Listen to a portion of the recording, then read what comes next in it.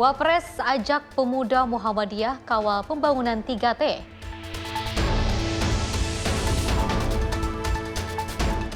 MPR kecam keras tindakan penahanan Israel terhadap WNI.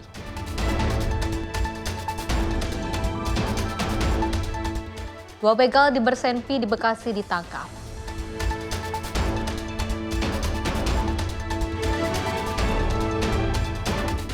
Warga Lebanon gelar pemakaman korban serangan Israel.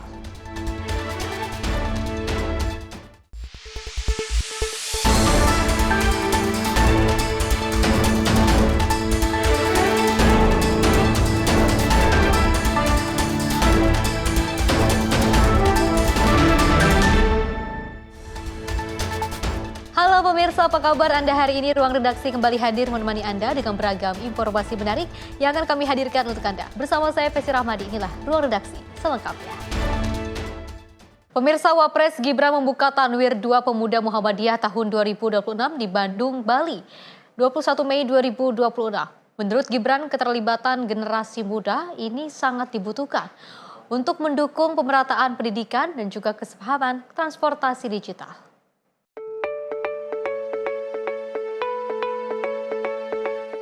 Wakil Presiden Gibran Rakabuming Raka mengajak pemuda Muhammadiyah untuk lebih aktif terlibat dalam penguatan pembangunan di wilayah tertinggal, terdepan, dan terluar 3T termasuk di Papua. Menurut dia, keterlibatan generasi muda sangat dibutuhkan untuk mendukung pemerataan pendidikan, kesehatan, dan transformasi digital di daerah-daerah terpencil. Ini punya komitmen untuk mencerdaskan anak-anak di area 3T. Jadi alumni-alumni tadi kita kirim ke Papua, NTT, Maluku untuk mengejar ketertinggalan terkait digitalisasi di area-area tersebut. Teman-teman pemuda Muhammadiyah, Pak Ketua, Bang Fikar, ini mohon ya lebih sering-sering mengadakan acara atau mengirim teman-temannya ke area-area 3T. Harus dibantu banyak orang. Ya, kalau bisa mungkin kunjungan berikutnya kita ajak teman-teman pemuda Muhammadiyah ya ke Papua.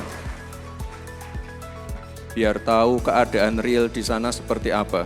Gibran menceritakan ia telah beberapa kali mengunjungi berbagai wilayah di Papua untuk memastikan program-program pemerintah berjalan. Dia pun berharap pemuda Muhammadiyah juga dapat melihat langsung kondisi di lapangan serta berkontribusi terhadap pembangunan di wilayah tersebut. Mantan Wali Kota Solo ini bahkan berencana mengajak teman-teman PP Muhammadiyah berkunjung ke Papua jika mereka bersedia. Apalagi kondisi global saat ini penuh dinamika sehingga perlu kolaborasi antara generasi muda. Menurut Gibran, pemerintah tidak dapat bekerja sendiri dalam menghadapi berbagai tantangan tersebut. Dia pun menyoroti bonus demografi sehingga harus dimanfaatkan secara optimal untuk meningkatkan produktivitas dan daya saing generasi muda Indonesia. Tim Redaksi Simpo TV melaporkan. Pemirsa, Menteri Lingkungan Hidup Jumhur Hidayah ini melakukan aksi nyata dalam menjaga kelestarian alam dengan menanam pohon di kawasan kampus Universitas Islam Internasional Indonesia atau UIII Sukmajaya, Kota Depok. Aksi penanaman pohon ini juga dilakukan dalam rangka untuk memperingati Hari Keanekaragaman Hayati Internasional. Dalam kunjungannya, Menteri Lingkungan Hidup didampingi langsung oleh Rektor Kampus UIII serta perwakilan dari Deutsche Gesellschaft for International Zusammenarbeit atau GIZ yang merupakan lembaga kerjasama internasional pemerintahan Jerman. Dengan dukungan penuh pemerintah Jerman melalui Deutsche Gesellschaft for International Zusammenarbeit atau GIZ, Kementerian Lingkungan Hidup atau Badan Pengendalian Lingkungan Hidup secara resmi memaparkan lompatan kemajuan capaian konservasi nasional dalam kegiatan strategis yang digelar di Auditorium Universitas Islam Internasional Indonesia, Kota Depok. Sinergi internasional yang kuat dalam Pekan Keanekaragaman Hayati tahun 2026 ini menjadi bukti konkret komitmen transnasional untuk melindungi benteng ekologi planet bumi. Langkah ini dinilai penting dan juga strategis untuk menjaga serta merawat ekosistem biodiversity di tengah tantangan perubahan iklim global. Secara bersama-sama mereka melakukan prosesi penanaman pohon sebagai simbol kolaborasi lintas sektor dan negara. Menteri Lingkungan Hidup Jumhur Hidayat menegaskan bahwa kegiatan ini bukan hanya sebatas seremonial belaka, melainkan memiliki dampak global yang besar dalam menjaga keanekaragaman hayati di Indonesia. Indonesia sebagai salah satu negara mega biodiversity memiliki tanggung jawab besar untuk menjadi paru-paru dunia. Tentu saja memperingati Hari Keanekaragaman Hayati Internasional 22 Mei 2026 dan dipusatkan di sini, dan ini adalah semacam peringatan yang terus-menerus harus dilakukan karena menjaga biodiversity itu adalah hal yang penting. Harus diingat juga gini ya, ada yang mengatakan kita negara nomor 2 biodiversity, ternyata tidak. Kita tuh mega biodiversity dan nomor 1. Terutama ketika dijumlahkan antara ada yang di laut dan yang ada di daratan, di hutan dan sebagainya, kita nomor 1. Jadi memang kita sangat legitimate, sangat valid, sah kalau kita berteriak keras untuk mempreserve biodiversity di dunia, dan tentunya dimulai juga dari Indonesia. Karena itu di sini temanya sekarang acting local for global impact.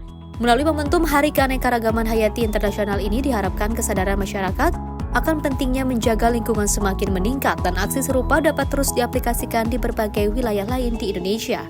Dari Depok, Jawa Barat, Riswanto Ahmad melaporkan. Sementara itu, pemirsa, Menteri Perumahan dan Kawasan Permukiman Maurarar Sirait mengapresiasi dukungan Bank Syariah Indonesia atau BSI. Dukungan itu dinilai menjadi bagian penting dalam mensukseskan program 3 juta rumah yang dicanangkan oleh pemerintahan Presiden Prabowo Subianto.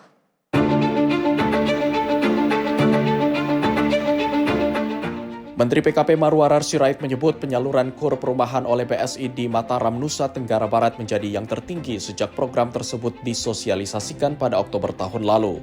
Realisasi penyaluran KUR perumahan di Mataram mencapai 317 miliar rupiah. Angka ini dinilai menunjukkan tingginya antusiasme dan potensi pengembangan sektor perumahan di daerah. Pemerintah menyebut program KUR perumahan diciptakan untuk mendukung keberhasilan program 3 juta rumah yang menjadi prioritas pemerintahan Presiden Prabowo Subianto. Melalui program ini, pelaku usaha di sektor perumahan seperti kontraktor, developer, dan toko bangunan yang masuk dalam kategori UMKM dapat memperoleh pembiayaan dengan bunga yang lebih ringan. Pertama, saya mengucapkan terima kasih karena dukungan yang luar biasa dari BSI selama ini. Saya langsung saja menyampaikan faktanya. 4 hari lalu saya ada di Mataram, NTB. Itu KUR perumahan ya tertinggi selama ada sosialisasi dari tahun lalu bulan Oktober, November, Desember sampai hari ini, itu yang dilakukan oleh BSI di Mataram sejumlah 317 miliar. Ini sangat penting saya sampaikan karena KUR perumahan ini baru diciptakan oleh Presiden Prabowo. Bagaimana membuktikan untuk suksesnya program 3 juta rumah, ya, Presiden Prabowo memerintahkan Menko Perekonomian, Menteri Keuangan, dan saya, kita membuat aturannya, tanda tangannya bertiga. Menteri PKP menilai skema ini akan membantu melahirkan pelaku usaha dan kelas menengah baru, khususnya di daerah, karena biaya pembiayaan menjadi lebih rendah dan terjangkau. Diharapkan sinergi antara perbankan dan pemerintah dapat mempercepat realisasi program perumahan nasional sekaligus mendorong pertumbuhan ekonomi masyarakat di berbagai daerah. Dari Jakarta, Sri Dewi Andayani, Azizul Hakim, Sinpo TV melaporkan. Pemirsa, bersama Kementerian Perumahan Kawasan dan Permukiman Bank Syariah Indonesia atau BSI menegaskan komitmennya dalam mendukung program perumahan pemerintah. Tentunya dukungan tersebut disampaikan usai pertemuan dengan Menteri PKP Maurarar Sirait untuk membahas pengembangan perumahan berbasis syariah di sejumlah daerah potensial. Bank Syariah Indonesia terus memperkuat dukungannya terhadap program perumahan nasional dalam pertemuannya bersama Menteri PKP yang membahas soal strategi pengembangan pembiayaan perumahan syariah di berbagai wilayah yang dinilai memiliki potensi besar. Selain membahas dukungan pembiayaan, pertemuan itu juga turut menyoroti pemetaan kota-kota yang dinilai cocok untuk pengembangan perumahan subsidi berbasis syariah, dan pemerintah juga disebut memberikan sejumlah masukan mengenai lokasi strategis yang dapat menjadi fokus pengembangan ke depan. Direktur Utama BSI Anggoro Eko Cahyono memastikan akan terus mendukung program kerja pemerintah hingga akhir tahun, khususnya pada sektor perumahan rakyat dan pelayanan masyarakat melalui skema pembiayaan syariah. Sore ini kami juga tadi membahas bagaimana rencana dukungan BSI ke depan untuk perumahan, dan tadi Pak Menteri juga memberikan banyak masukan, kota-kota mana yang punya potensi dan di mana yang juga baik untuk perbankan syariah. Jadi sekali lagi terima kasih Pak Menteri untuk tadi beberapa tips and tricksnya, kota-kota lokasi terbaik. Kita insya Allah sampai dengan akhir tahun kita akan terus mendukung program kerja pemerintah, terutama untuk perumahan rakyat. Dengan adanya dukungan Bank Syariah Indonesia, pemerintah diharapkan dapat memperluas akses masyarakat terhadap hunian layak, sekaligus memperkuat pengembangan rumah subsidi yang kini tengah dijalankan oleh pemerintah. Dari Jakarta, Sri Dewi Andayani, Azul Hakim, Simpo TV, melaporkan. Dari Menteri Perhubungan Dudi Purwagandi, pemirsa mengungkap bahwa kronologi laka antara KRL komuter lain dan juga kereta api Argo Bromo Anggrek di stasiun Bekasi, Jawa Barat. Dudi juga menyoroti bahaya perlintasan sebidang karena sangat beresiko menyebabkan kecelakaan. Kecelakaan KRL dan KA Argo Bromo Anggrek di stasiun Bekasi Timur dipicu insiden perlintasan sebidang di Jalan Ampera. Berdasarkan data PT KAI, kejadian bermula ketika KRL KA 5568A tujuan Cikarang tiba di stasiun Bekasi pukul 20:34 atau lebih cepat 1 menit dari jadwal. Selanjutnya, KA Saung Galih tiba di stasiun Bekasi pukul 20:35 dengan keterlambatan 5 menit. Setelah proses naik turun penumpang selama 2 menit dan kembali diberangkatkan pukul 20:37 dalam kondisi masih terlambat 5 menit. Pukul 20:48 terdapat taksi mogok di perlintasan sebidang di Jalan Ampera. Dalam waktu yang bersamaan, terjadi tamparan antara KRL KA 5181B dengan taksi tersebut sehingga jalur arah Jakarta sempat berhenti total. Di sisi lain, KRL KA 5568A kembali diberangkatkan dari stasiun Bekasi pada pukul 20:45 dengan keterlambatan 8 menit sehingga tiba di stasiun Bekasi Timur pukul 20:49. Namun KRL tersebut kembali terhenti karena jalur di depannya dipenuhi kerumunan yang mengelilingi taksi yang mengalami temperan di perlintasan Jalan Ampera. Dan pada pukul 20:51, KA Argo Bromo Anggrek melintas langsung di stasiun Bekasi Timur tanpa berhenti dengan kecepatan 108 km per jam yang melaju 3 menit lebih awal dari jadwal. Sehingga terjadi tabrakan antara KA Argo Bromo Anggrek dengan KRL KA 5568A.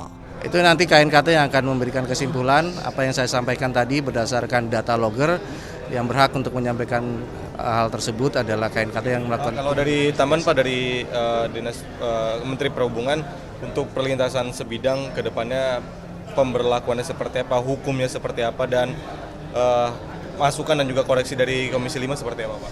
Jadi tadi sudah disampaikan bahwa sebagai langkah untuk menertibkan perlintasan sebidang, kami bersama dengan kereta api dan juga stakeholder lainnya itu sudah mulai menutup untuk 172 lintasan sebidang yang tidak resmi.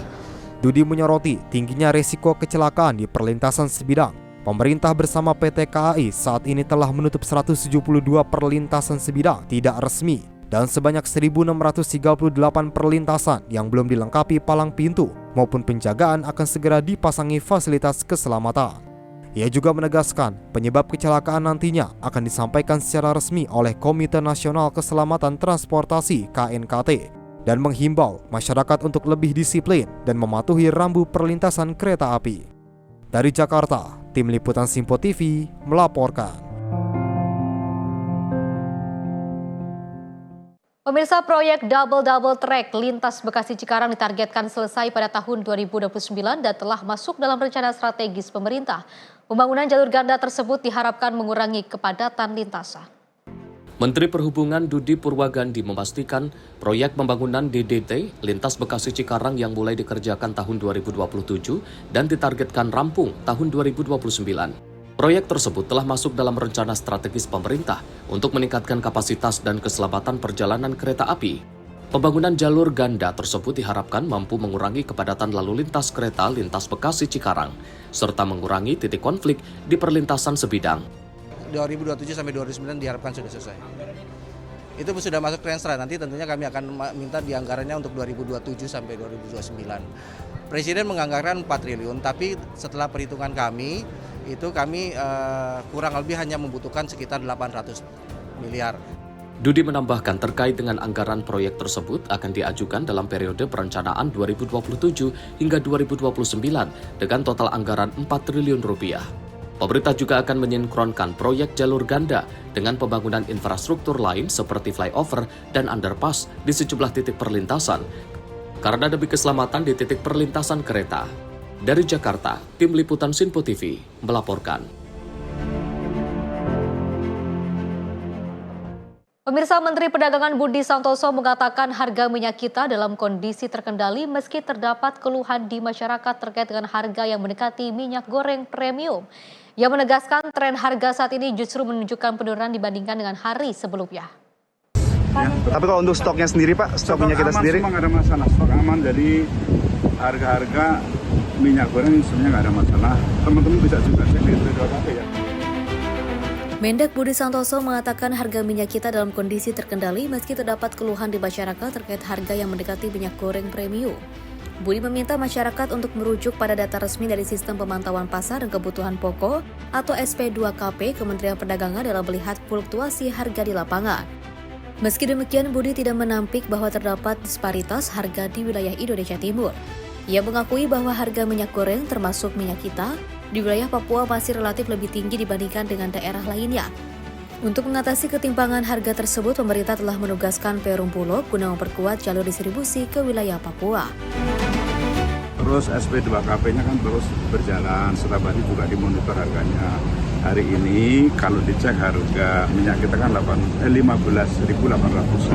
Jadi lebih turun dari kemarin. Memang kalau di daerah timur Papua itu lebih tinggi. Nah, kita sudah minta Bulog untuk distribusi ke daerah sana. Jadi insya Allah nggak ada masalah. Ya. Akan ada operasi pasar nggak sih Pak? Operasi pasar kan sering terus dilakukan tuh dengan Bapak Nas. Ya. Tapi kalau untuk stoknya sendiri Pak, stok minyak kita sendiri? Semua nggak ada masalah, stok aman. Jadi harga-harga minyak goreng sebenarnya nggak ada masalah. Teman-teman bisa juga cek di www.kp ya, kan saya ada datanya dan itu kontribusi dari teman-teman di daerah. Ya. Lebih lanjut, Mendak juga memastikan stok minyak goreng secara nasional dalam kondisi aman dan tidak ada kendala berarti. Dari Jakarta, Dio Balau, Sinpo TV melaporkan.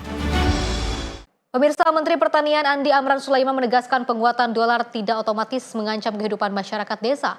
Menurutnya, pertanian dan juga produksi pangan dalam negeri kini menjadi bantalan utama ekonomi nasional di tengah ketidakpastian global. Dalam konferensi pers di Jakarta pada hari Selasa, Menteri Pertanian Andi Amran Sulaiman menyebut ekonomi pedesaan Indonesia memiliki daya tahan kuat karena ditopang sektor real, terutama pertanian. Menurutnya, kebutuhan dasar masyarakat desa seperti beras, telur, ayam, cabai, dan bawang sebagian besar berasal dari produksi petani dan peternak lokal. Selain itu, Indonesia juga memiliki sumber pangan alternatif seperti singkong, sagu, jagung, sorghum, pisang, dan umbi-umbian yang menjadi kekuatan pangan nasional. Mentan menyebut pertanian saat ini menjadi bantalan ekonomi nasional di tengah tekanan dan ketidakpastian ekonomi global.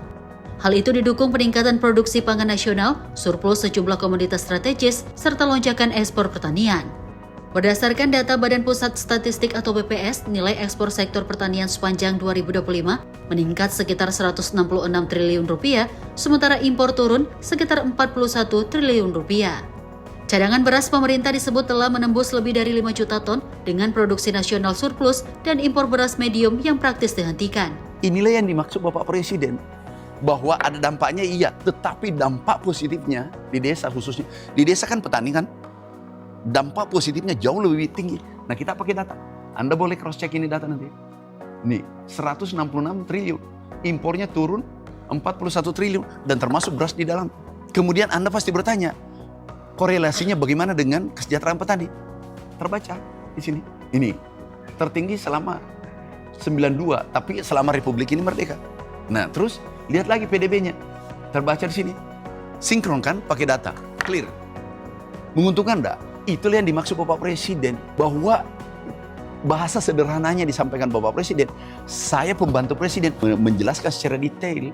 Mentan Amran menegaskan, ketika desa mampu memenuhi kebutuhan pangannya sendiri dan hasil pertanian diolah menjadi produk bernilai tinggi di dalam negeri, maka sektor pertanian akan menjadi fondasi penting dalam menjaga stabilitas ekonomi nasional. Tim redaksi Sinpo TV melaporkan.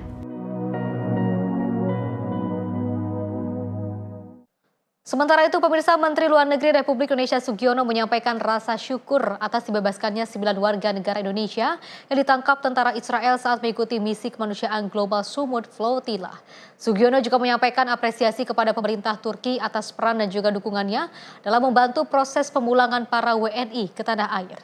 Pemerintah Indonesia dengan penuh rasa syukur menyampaikan bahwa 9 warga negara Indonesia yang ditangkap oleh militer Israel dalam pencegatan kapal dan penangkapan relawan yang tergabung dalam Global Sumut Flotilla 2.0 saat ini dalam perjalanan meninggalkan wilayah Israel menuju Istanbul, Turki, dan akan segera melanjutkan perjalanan kembali ke tanah air.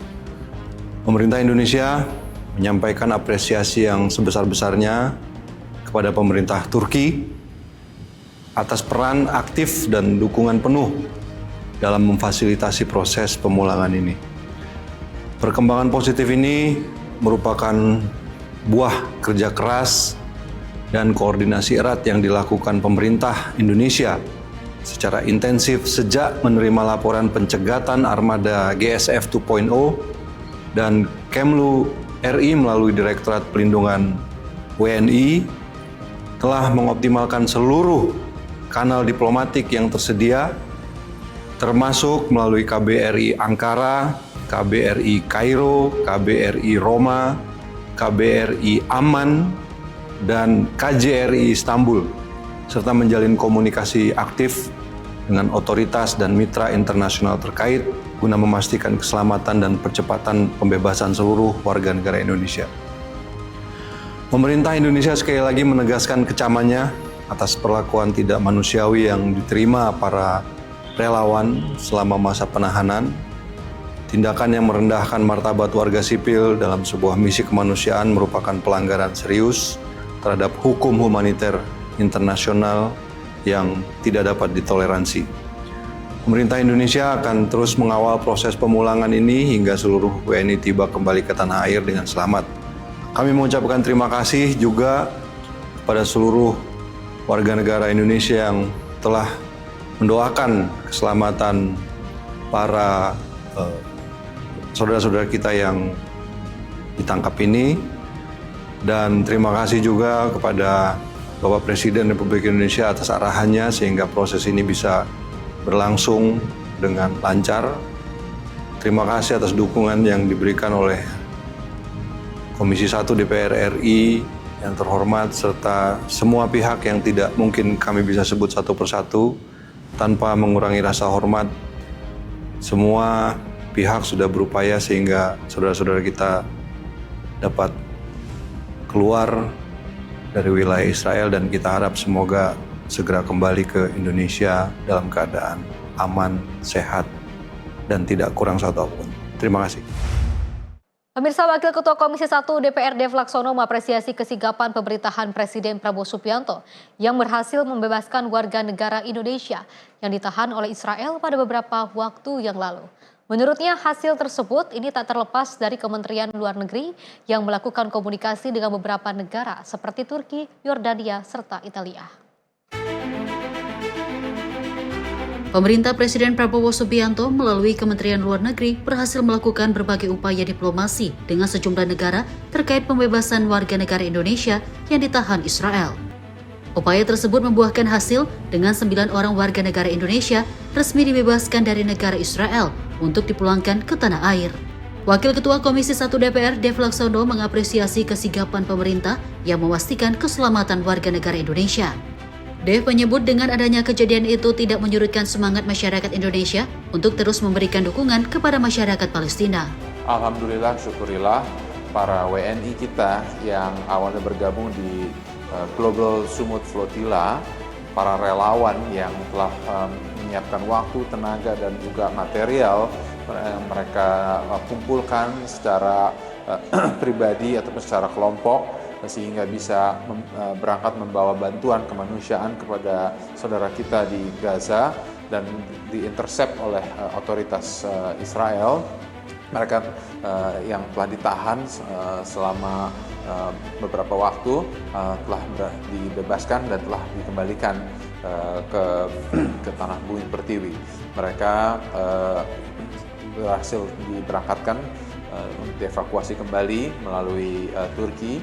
Untuk itu saya dan kita semua mengucapkan apresiasi yang sebesar-besarnya dan juga kita lihat kemampuan dan kesigapan pemerintahan Presiden Prabowo melalui Kementerian Luar Negeri di bawah pimpinan langsung oleh Pak Menlu untuk melakukan koordinasi dan kerjasama dengan beberapa negara-negara seperti Turki, Egypt, Jordan, dan juga dari Italia untuk memastikan keberadaan mereka ada di mana, memastikan keselamatan mereka hingga mereka akhirnya bisa dilepas dari otoritas Israel dan bisa segera kembali pulang ke Indonesia.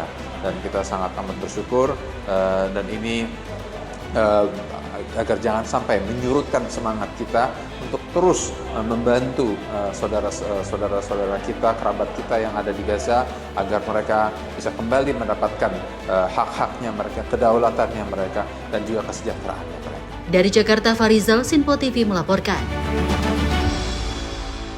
Pemirsa, MPR kecam keras tindakan penahanan Israel terhadap WNI. Informasinya usai jeda berikut ini.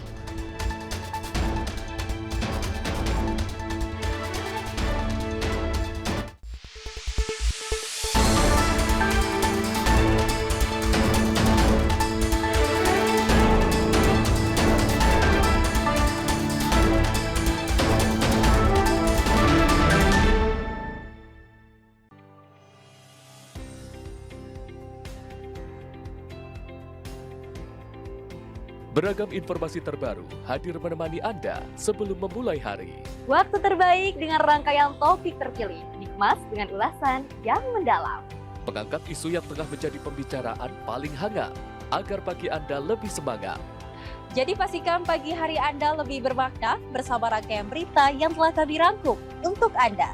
Sembarakan pagi Anda bersama Menyapa Indonesia Pagi. Setiap Senin hingga Jumat pukul 5 pagi.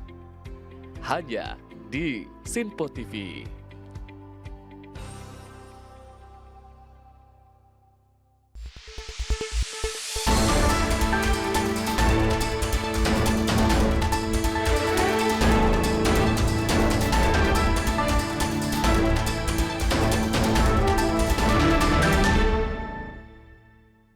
Terima kasih pemirsa, Anda masih bersama kami dan kita lanjutkan informasinya.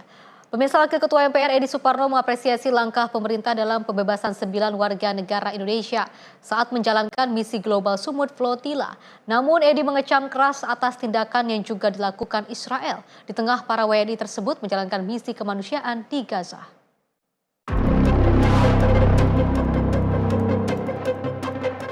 Wakil Ketua DPR Edi Suparno mengaku bersyukur atas pembebasan warga negara Indonesia yang sempat ditahan oleh negara Israel. Edi mengapresiasi langkah pemerintah melalui Kementerian Dalam Negeri yang berhasil melakukan berbagai upaya diplomasi. Namun dirinya mengecam keras atas tindakan penahanan yang dilakukan oleh Israel terhadap warga negara Indonesia.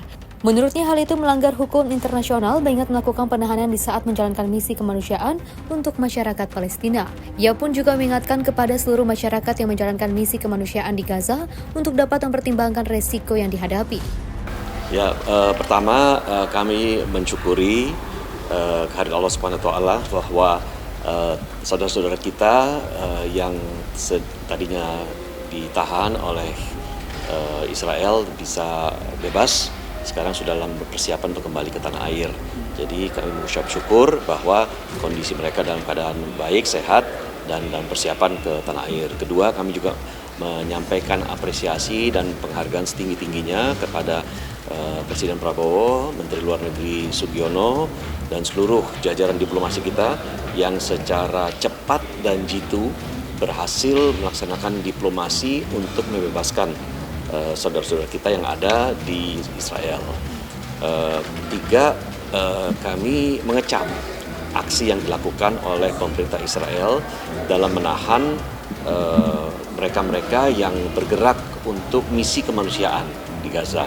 Jadi menurut saya itu melanggar hukum internasional dan tentu itu melanggar hak asasi, sehingga memang itu perlu dikecam tindakannya.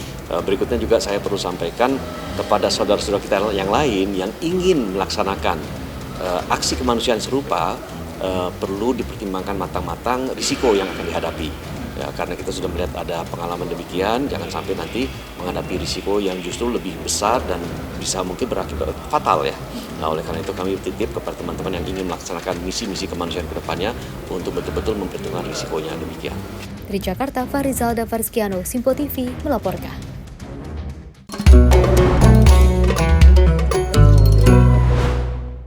Informasi lainnya, pemirsa, Kementerian Haji dan Umroh Republik Indonesia terus memperkuat pendampingan kepada jemaah jelang puncak ibadah haji di Arafah, Musdalifah, dan Mina. Salah satu fokus layanan yang juga menjadi perhatian adalah pengelolaan dan jemaah haji Indonesia. Juru bicara Kemenhaj Ihsan Marsya menyatakan, pemerintah menghormati keberagaman pandangan fikih terkait pelaksanaan DAM.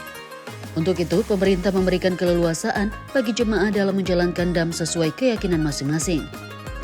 Pelunasan DAM dapat dilakukan melalui pelaksanaan di tanah air, pembayaran melalui jalur resmi di Arab Saudi, maupun dengan berpuasa bagi jemaah yang memenuhi ketentuan.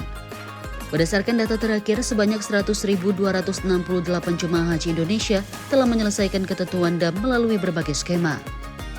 Sebanyak 71.262 jemaah membayar DAM melalui program Adahi di Arab Saudi. Sementara 26.901 jemaah menyelesaikan DAM di Indonesia dan 2.105 jemaah memilih melaksanakan DAM dengan berpuasa. Tercatat pula 821 jemaah memilih skema haji ifrat sehingga tidak memiliki kewajiban DAM tamatu.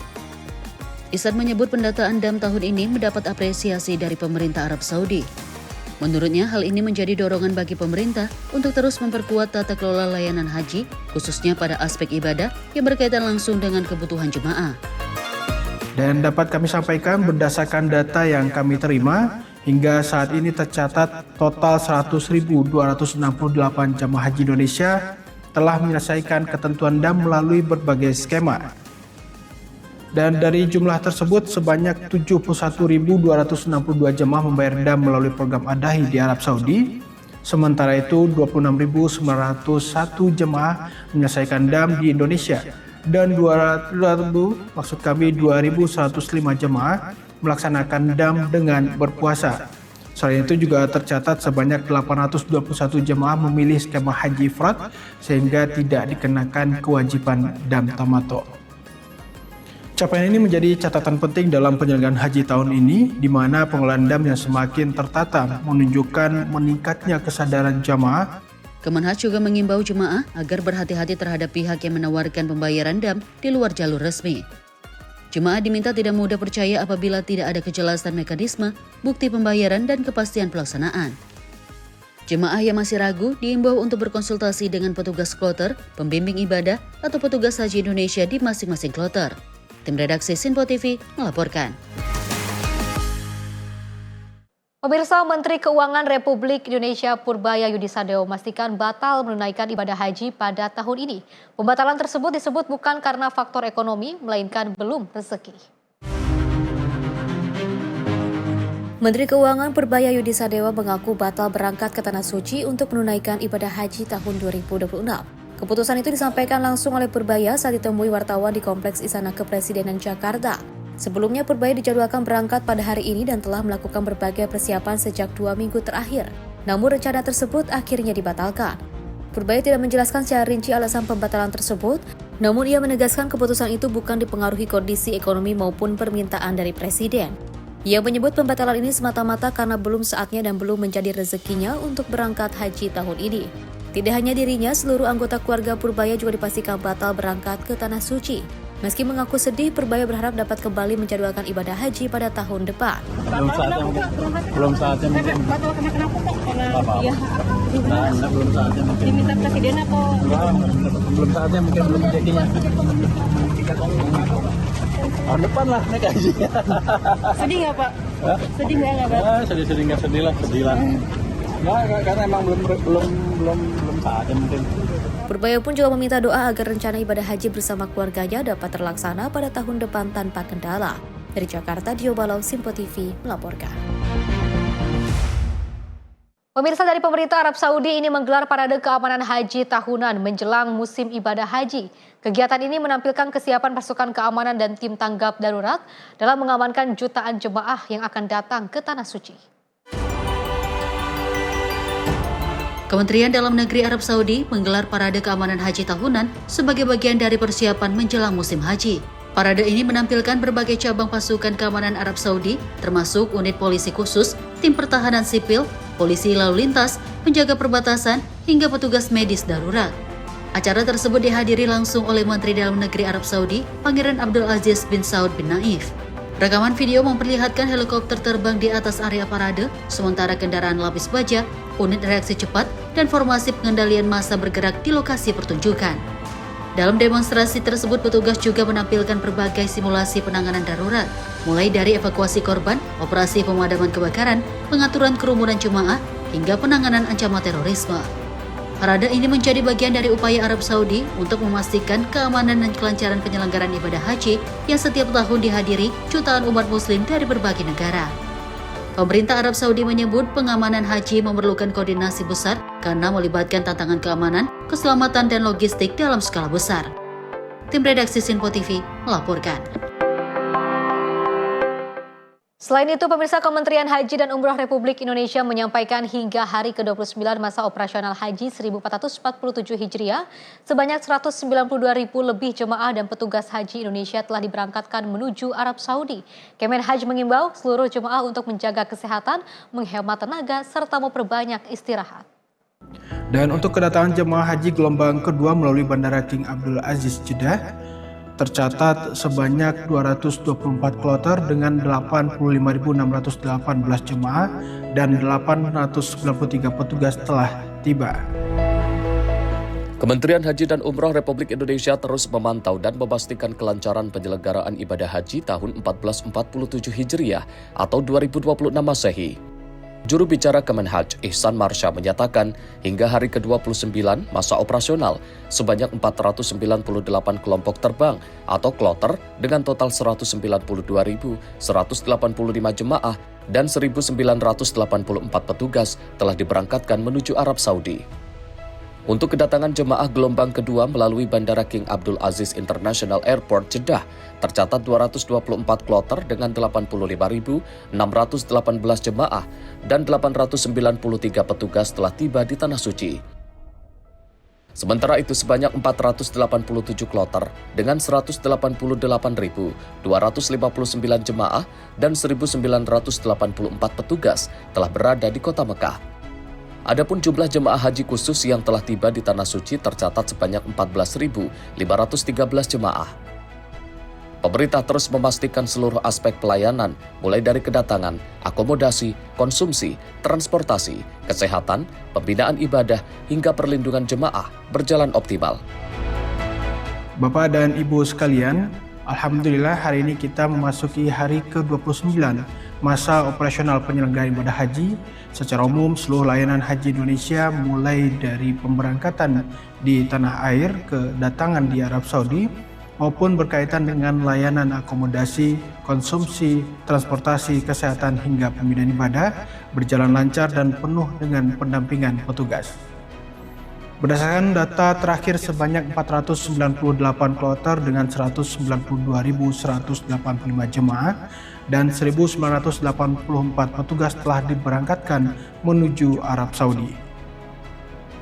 Dan untuk kedatangan jemaah haji gelombang kedua melalui Bandara King Abdul Aziz Jeddah, tercatat sebanyak 224 kloter dengan 85.618 jemaah dan 893 petugas telah tiba.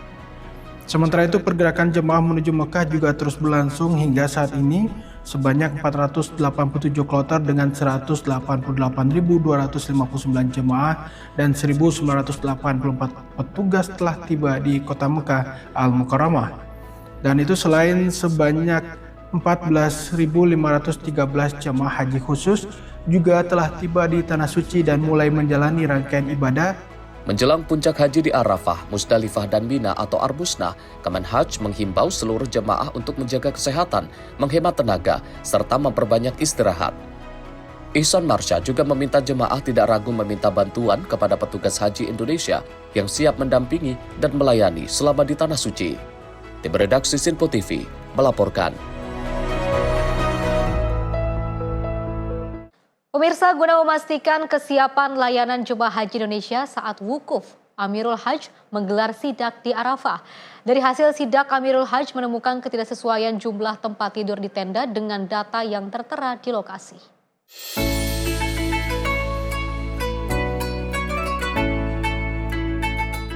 Rombongan Amirul Hajj yang dipimpin Menteri Haji dan Umroh Muhammad Irfan Yusuf meninjau kesiapan tenda jamaah haji di Arafah, Mekah, Kamis siang.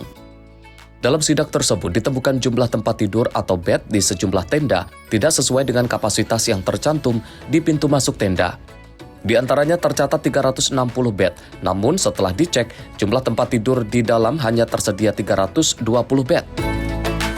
Tadi kita melihat angka yang tertera di catatan dengan angka realitas di tenda jumlahnya berbeda. Karena itu kita minta tenda tambahan untuk mengakomodasi mereka yang tidak terhitung dalam angka yang berbeda tadi. Gus Irfan menegaskan pihaknya tidak ingin persoalan serupa kembali terjadi seperti musim haji tahun lalu. Untuk mengantisipasi hal serupa, Gus Irfan meminta Direktur Jenderal Pelayanan Haji Kementerian Haji agar tetap berada di lokasi untuk mengawasi langsung proses perbaikan. Belum memuaskan, makanya tadi ini Pak Kepala PPIH-nya kita minta tinggal di sini untuk memastikan semuanya bisa selesai. Tak hanya soal tenda, Amirul Hajj juga memantau kesiapan makanan, tenda, klinik kesehatan, hingga menyoroti jumlah toilet yang dinilai masih kurang. Pasalnya rasio toilet masih 1:50 jemaah dan dinilai belum memenuhi standar teknis pelayanan. Meski demikian, fasilitas toilet disebut dalam kondisi bersih dan lengkap. Kesiapan tenda-tenda di Arafah dan Mina, kesiapan makanan, kesiapan toilet, kesiapan klinik-kliniknya kita lihat untuk memastikan bahwa mereka memang benar-benar siap.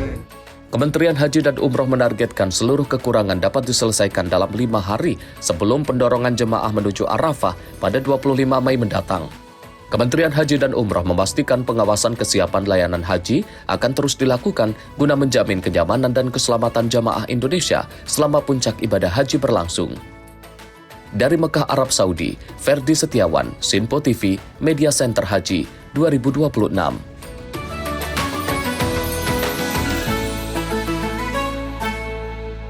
Pemirsa, pemerintah menegaskan penataan tenda jemaah haji di Arafah harus sesuai dengan aturan. Wakil Menteri Haji dan Umroh Dhanil Anzar Simanjuntak menegur kelompok bimbingan ibadah haji dan umroh atau KBHU yang juga dinilai mengkafling tenda secara sepihak. Ilegal ini, karena kami belum ini, kan udah ada standarnya kan udah ada. Tahun kemarin kan banyak jamaah nggak dapat tenda gara-gara kelakuan begini. Yang bukan kita salahin bukan rakinnya, tapi ini kelakuan teman-teman KBIH itu yang ngecek sendiri, mantekin sendiri. Suasana peninjauan tenda Arafah Kamis siang berlangsung tegang. Rombongan Amirul Hajj yang terdiri dari Menteri Haji dan Umroh Muhammad Irfan Yusuf, Wakil Menteri Haji dan Umroh Dhanil Anzar Simanjuntak, dan Menko Pemberdayaan Masyarakat Muhaimin Iskandar mendapati sejumlah tenda ditempeli nama kloter dan identitas KBIHU. Tempelan tersebut ditemukan di tenda yang dikelola Syarikah Raken dan Duyuful Bait. Bahkan dalam sejumlah kertas penanda tercantum logo Syarikah sehingga terkesan resmi. Dhanil memastikan terjadi pelanggaran sehingga langsung merobek penandaan kloter dan KBIHU di tenda tersebut. Ilegal ini, karena kami belum ini, kan udah ada standarnya kan udah ada standarnya. Semua ngatur nanti malah kacau. Iya, nggak ngatur itu adalah tahun kemarin kan banyak jamaah nggak dapat tenda gara-gara kelakuan begini. Menurut Wamenhaj, praktik pengkaflingan tenda dilakukan oleh KBIHU tanpa sepengetahuan Kementerian Haji dan Umroh. Akibatnya, penempatan jemaah menjadi tidak teratur dan berpotensi merugikan jemaah lain. Yang bukan kita salahin bukan rakinnya, tapi ini kelakuan teman-teman KBIH itu yang ngecek sendiri, mantekin sendiri. Jadi nggak tertib lah. Kasihan jamaah nanti, jamaah itu bisa dapat, ada yang nggak dapat tenda gara-gara mereka sudah ngatur sendiri. Seharusnya ngatur kan orang Kementerian Haji dan Umroh PPI Arab Saudi. Dhanil menyebut, pada penyelenggaraan haji tahun lalu, ada jemaah yang tidak mendapatkan tenda akibat praktik pengaturan sepihak seperti ini. Dhanil menegaskan penempatan jemaah di tenda Arafah dan Mina merupakan wewenang PPIH Arab Saudi, bukan KBIHU. Ia mengingatkan KBIHU yang melanggar aturan dapat dikenakan sanksi hingga pencabutan izin operasional. Pokoknya KBIH yang bandel kami copot, izinnya kami copot. Itu keterangan Pak Menteri juga berulang kali nyampaikan copot aja. Yang nggak tertib, tidak turut aturan itu kami cabut izinnya. Dhanil meminta pihak syarikah tidak memberikan keleluasaan kepada KBIHU untuk mengatur tenda sendiri. Kemenhaj berharap penataan tenda di Arafah dan Mina dapat berjalan lebih tertib agar seluruh jemaah memperoleh hak pelayanan secara adil dan merata. Dari Mekah, Arab Saudi, Ferdi Setiawan, Sinpo TV, Media Center Haji 2026. Dengan Kementerian Haji dan Umroh, kita tutup KBIH-nya bandel-bandel gitu. Pemirsa, kisah inspiratif ini datang dari Tanah Suci. Seorang jemaah haji tunanetra asal Kabupaten Sinjai, Sulawesi Selatan, ini mendapatkan penghormatan istimewa dari pemerintah Arab Saudi.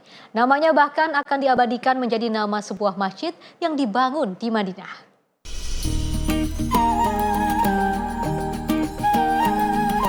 Saifuddin HM Abdul Mu'in Saideng, jemaah haji tunanetra asal Kabupaten Sinjai, Sulawesi Selatan, mendapat penghormatan khusus dari Kerajaan Arab Saudi. Nama Saifuddin rencananya akan digunakan untuk sebuah masjid yang akan dibangun di kota Madinah. Penghormatan ini diberikan setelah kisah perjuangan Saifuddin menjalankan ibadah haji menarik perhatian otoritas Arab Saudi. Saifuddin diketahui tetap teguh menunaikan ibadah haji meski memiliki keterbatasan penglihatan. Ia juga dikenal sebagai imam masjid di kampung halamannya di Sinjai, Sulawesi Selatan. Rencana pembangunan masjid atas nama Saifuddin disebut sebagai bentuk penghargaan dan apresiasi dari Kerajaan Arab Saudi kepada jemaah haji Indonesia tersebut. Kisah Saifuddin menjadi inspirasi bahwa keterbatasan fisik tidak menghalangi seseorang untuk mewujudkan niat dan pengabdian dalam beribadah. Dari Madinah, Arab Saudi, Ferdi Setiawan, Sinpo TV, Media Center Haji 2026. Pemirsa, petugas haji Indonesia di Arab Saudi hari ini menyambut kedatangan jemaah haji kloter terakhir di Bandara King Abdul Aziz, Jeddah, Arab Saudi. Kloter ini sekaligus penutup atau puncak dari seluruh rangkaian kedatangan jemaah haji Indonesia ke Tanah Suci. Dan berikut laporan Ferdi Setiawan dari Bandara Jeddah, Arab Saudi.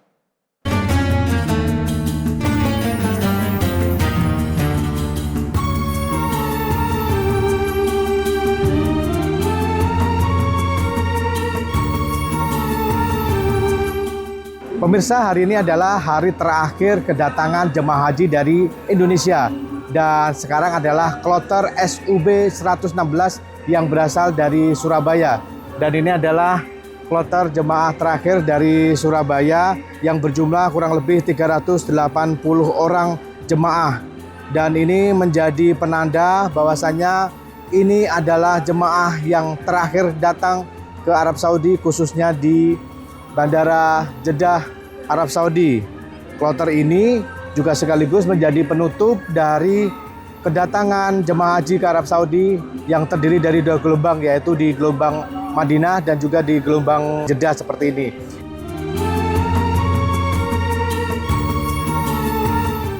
Ini sekaligus menjadi penutup dari serangkaian jamaah yang datang di Indonesia, yaitu terdiri dari 527 kelompok terbang dari sejumlah embarkasi di Indonesia. Seluruh jamaah haji telah berada di Arab Saudi, wabil khusus berada di Mekah Al-Mukarramah. Sebulan penuh, petugas jaga bandara sudah melakukan penyambutan kedatangan dari para jamaah, dan ini adalah puncaknya hari ini.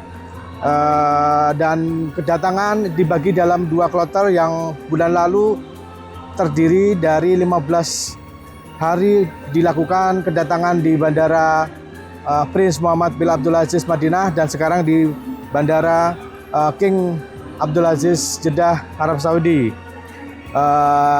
Dari pihak maskapai pun mengaku sangat bangga, mengaku sangat senang bisa mengangkut para tamu Allah yang berasal dari Indonesia. Bahkan beberapa maskapai menyebut jemaah dari Indonesia dikenal sebagai jemaah yang tertib, mudah diatur, dan jemaah yang memiliki nilai-nilai tersendiri, keramahan, dan juga kesabaran yang diapresiasi oleh sejumlah maskapai, khususnya tadi yang saya wawancara adalah maskapai dari Saudi Arabia. Dan berikut pernyataan dari maskapai Saudi Airlines berikut ini. Masya Allah, dari rekan-rekan kami, baik yang dari Indonesia dan di Saudi yang melayani, yang menerima begitu ya. Penumpang Indonesia ramah gitu ya, dan disiplinnya, keseragaman mereka itu sangat membantu ketertiban proses mereka baik keberangkatan dan kedatangan di Arab Saudi. Rapi dan jarang kita ketemui penumpang yang nyasar di airport begitu ya, atau salah bus ya, karena mereka teredukasi dengan baik ya. Apalagi ketibaan mereka setelah keluar dari security X-ray gitu ya, mereka disambut oleh rekan-rekan PPIH, lagi PPIH yang mengescort sampai dengan ke bus.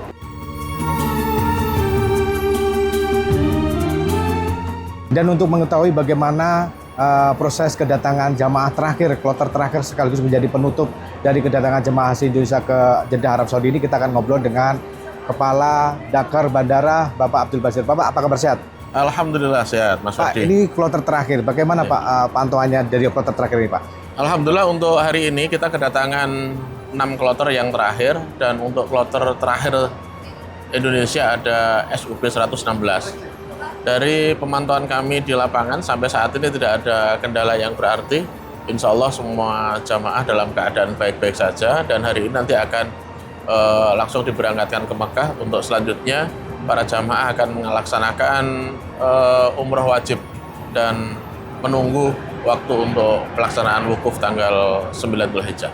Baik Pak, dan ini semua 203.000 jamaah semua sudah sampai ke kota Mekah, dan pertama kali mendarat adalah kita yang menyambut Pak. Pak, apa Pak evaluasi selama ini Pak? Oke, untuk evaluasi kedatangan jamaah kita selama ini di Bandara Madinah maupun di Bandara Mekah, sebetulnya tidak ada hambatan yang signifikan ya.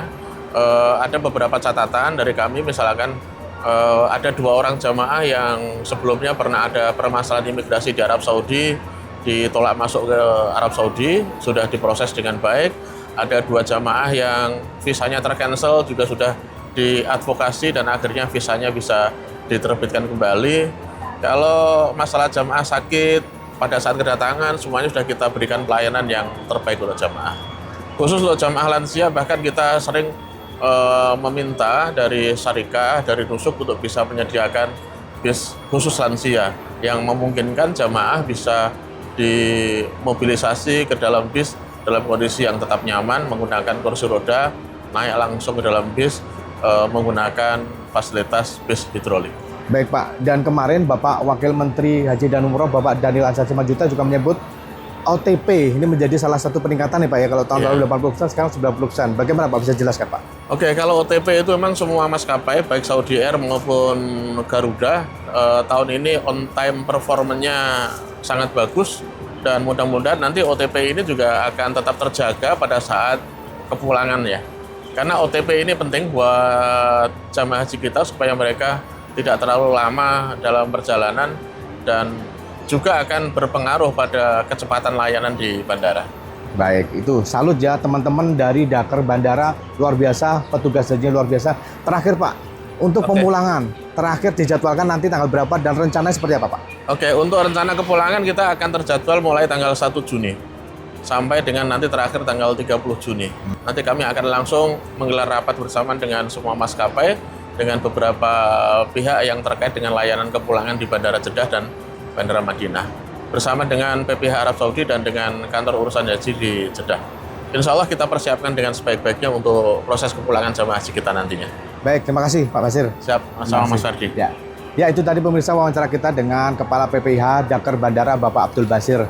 Dan dapat kami informasikan bahwa saya nanti skema dari kepulangan adalah yang tadinya mendarat kedatangan di Bandara Madinah akan berangkat dari Bandara Jeddah untuk pulang ke tanah air. Begitu pula sebaliknya, ketika yang datang di Jeddah nanti akan pulang melalui Bandara Madinah.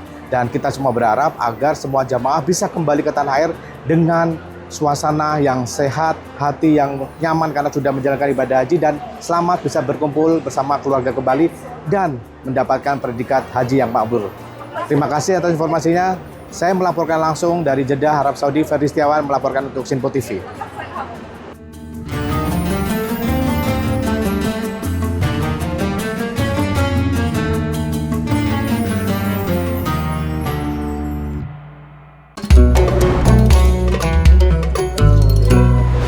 Pemirsa Sinpo TV, menunaikan ibadah haji bukan hanya soal niat dan kesiapan fisik saja. Lebih dari itu, ada tahapan demi tahapan yang harus dilalui oleh setiap jamaah agar pelaksanaan ibadah haji dapat dilakukan secara tertib dan sesuai tuntunan syariah. Agar lebih mudah dipahami dan supaya tidak salah langkah dalam menjalankannya, mari kita simak bersama tahapan ibadah haji dari awal hingga akhir. Tahap pertama, ihram dari mikot. Jamaah memulai niat haji dari titik mikot yang telah ditentukan seperti Rabiq, Zulhulaifah, Zatu Irkin, Qordul Manazil, dan juga Yalamlam. Ditandai dengan mengenakan pakaian ihram serta membaca niat dan talbiyah. Pada tahap ini jamaah juga harus menjaga diri dari berbagai larangan ihram. Tahap berikutnya yaitu wukuf di Arafah. Inilah puncak ibadah haji yang dilaksanakan pada tanggal 9 Zulhijjah. Pada tahap ini jamaah harus berdiam diri, berdoa dan juga berzikir sejak pada zuhur hingga matahari terbenam. Tahapan wukuf ini menjadi momen refleksi diri dan juga permohonan ampunan kepada Allah Subhanahu wa Ta'ala. Tahap ketiga, yakni mabit di Musdalifah. Setelah wukuf, jamaah menuju Musdalifah untuk bermalam. Di sini, para jamaah harus mengumpulkan batu kerikil yang akan digunakan untuk lempar jumroh. Kemudian, jamaah melanjutkan perjalanan ke Mina untuk melaksanakan lempar jumroh dengan melemparkan 7 batu kerikil ke jumroh Aqobah. Ritual ini melambangkan penolakan terhadap godaan setan serta meneladani ketaatan Nabi Ibrahim alaihissalam.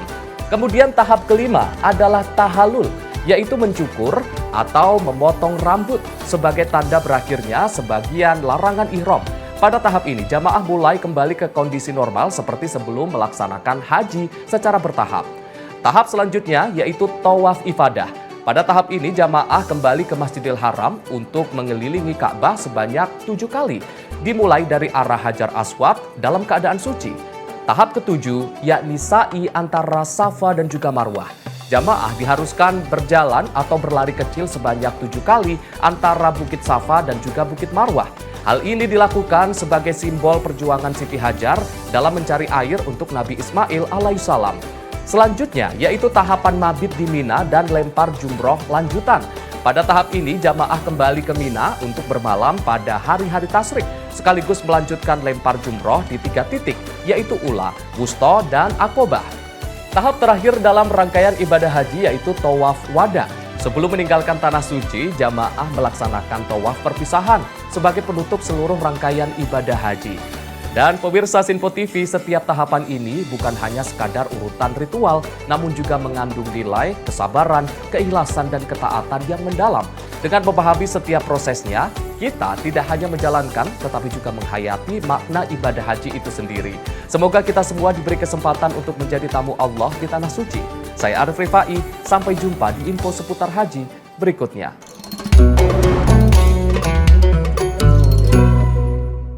Pemirsa, gudang penyimpanan barang Shopee dan Sumpit terbakar. Informasinya usai jeda berikut ini.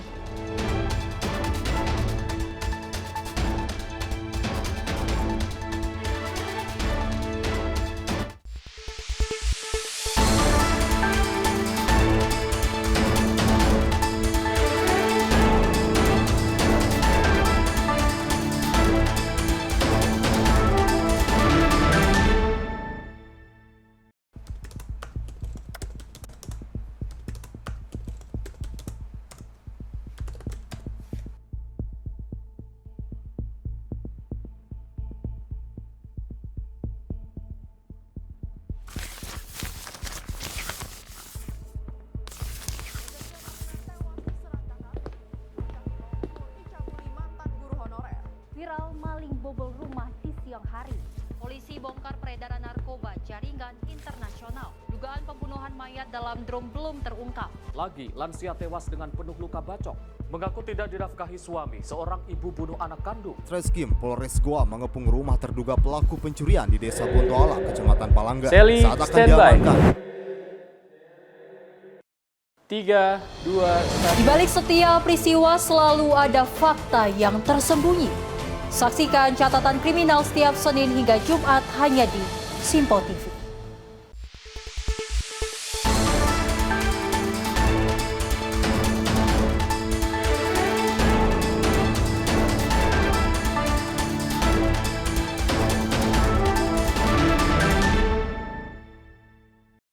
Terima kasih pemirsa, Anda masih bersama kami dan kita lanjutkan informasinya. Pemirsa, kebakaran hebat melanda gudang penyimpanan sumpit dan gudang barang penyimpanan di Kecamatan Kosambi, Kabupaten Tangerang, Banten pada Kamis 21 Mei 2026. Kebakaran ini tidak menimbulkan korban jiwa, namun kerugian akibat kebakaran ini ditaksir mencapai ratusan juta rupiah. Dua gudang tempat penyimpanan sumpit dan bara sopi di Kampung Cilampe, Kecamatan Kosambi, Kabupaten Tangerang, Banten, hangus terbakar pada Kamis 21 Mei 2026 dini hari. Dalam rekaman video amatir, kobaran api melahap satu gudang yang menjadi penyebab kebakaran sebelum merambat ke bagian pabrik di sebelahnya. Komandan Pos Pemadam Kebakaran Kosambi, Husni, mengatakan kebakaran bermula dari pabrik sumpit yang diduga menjadi akibat korsleting listrik. Banyaknya material yang mudah terbakar, kemudian dengan cepat merambat ke bagian gudang penyimpanan barang online yang berada di sebelahnya. Petugas yang berada di lokasi berusaha melakukan pemadaman selama hampir 4 jam dengan menerjunkan 30 personil gabungan dengan 7 unit mobil pemadam. Ini yang terbakar, yang pertama gudang sopi, yang kedua gudang penyimpanan pembuatan sumpit ya, sumpit makanannya ayam itu ya. Terus yang ketiga itu rumah tinggal, karena imbas saja. Rumah kosong atau? Rumah kosong. Rumah kosong. Oh, ini kejadiannya jam berapa sih? Ini untuk kejadian pada pukul 02.30 atau sekitar setengah 3 pagi ya. Awal mula kejadian kebakaran kita informasi dari warga bahwa terjadi kebakaran di gudang penyimpanan sumpit ya. Terus anggota langsung meluncur ke TKP pelaksanaan pemadaman. Bang, dari api berasal dari gudang yang mana Bang pertama? Untuk api dari gudang penyimpanan sumpit itu ya, asal api dari situ. Ya. Untuk dugaan sementara Bang? Jadi untuk asal api, dugaan sementara kita dari Korsleting Listrik. Ada berapa anggota yang diterjunkan Bang? Untuk kita yang diterjunkan anggota kurang lebih 30 orang dari bantuan-bantuan pos terdekat. Unitnya berapa unit Bang? Untuk unit kita ada 7 unit dan dibantu oleh 1 unit dari Koramil Truk Naga. Bang, ada kesulitan nggak proses pemadaman? Untuk sementara ini untuk proses pemadaman tidak ada kesulitan karena kita berdekatan dengan sumber air. Untuk korban jiwa? Untuk korban jiwa kita tidak ada. Jadi untuk yang rumah yang terdampak kebakaran juga sudah dievakuasi ke tempat kerabatnya. Untuk kerugian Bang, ditaksir berapa? Untuk sementara ini mungkin kerugian ditaksir kurang lebih 3 miliar. Tidak ada korban jiwa akibat kebakaran ini, namun kerugian ditaksir mencapai miliaran rupiah. Dari Kabupaten Tangerang, Banten, jurnalis Sinpo TV melaporkan. Pemirsa, asap tebal membumbung tinggi dari salah satu gedung di area kampus Bina Nusantara Kampus Anggrek, Kemanggisan, Jakarta Barat pada Jumat 22 Mei 2026. Tercatat ada sekitar 5 unit pemadam berkekuatan 30 personil yang dikerahkan ke lokasi kebakaran.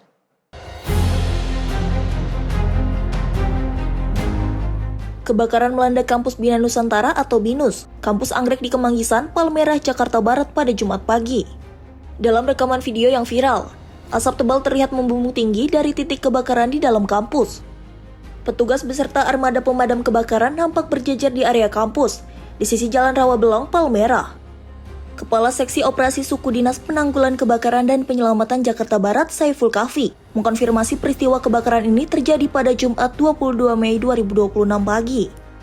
Menurutnya, kebakaran pertama kali dilaporkan pada pukul 5:30 waktu Indonesia Barat.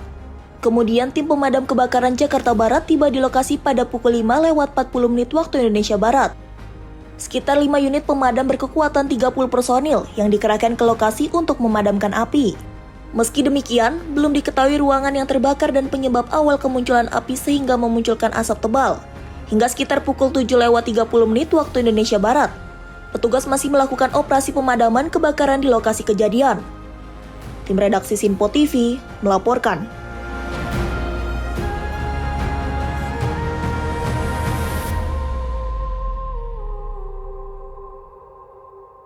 Pemirsa, 2 pelaku penjamretan terhadap perhiasan kalung emas yang juga dikenakan seorang ibu rumah tangga saat usai pulang berbelanja dari pasar ditangkap unit Reskrim Polsek Kebonjeruk, Jakarta Barat. Dari tangan kedua pelaku, polisi berhasil mengamankan perhiasan kalung emas korban seberat 4 gram yang belum berhasil dibawa kabur beserta sepeda motor yang digunakan para pelaku untuk beraksi.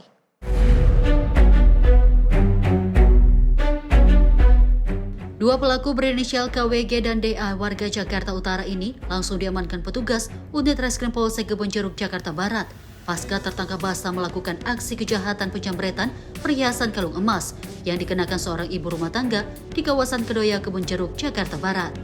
Peristiwa ini bermula terjadi saat korban yang hendak pulang usai berbelanja dari pasar tiba-tiba saja dipepet oleh kedua pelaku yang mengendarai sepeda motor.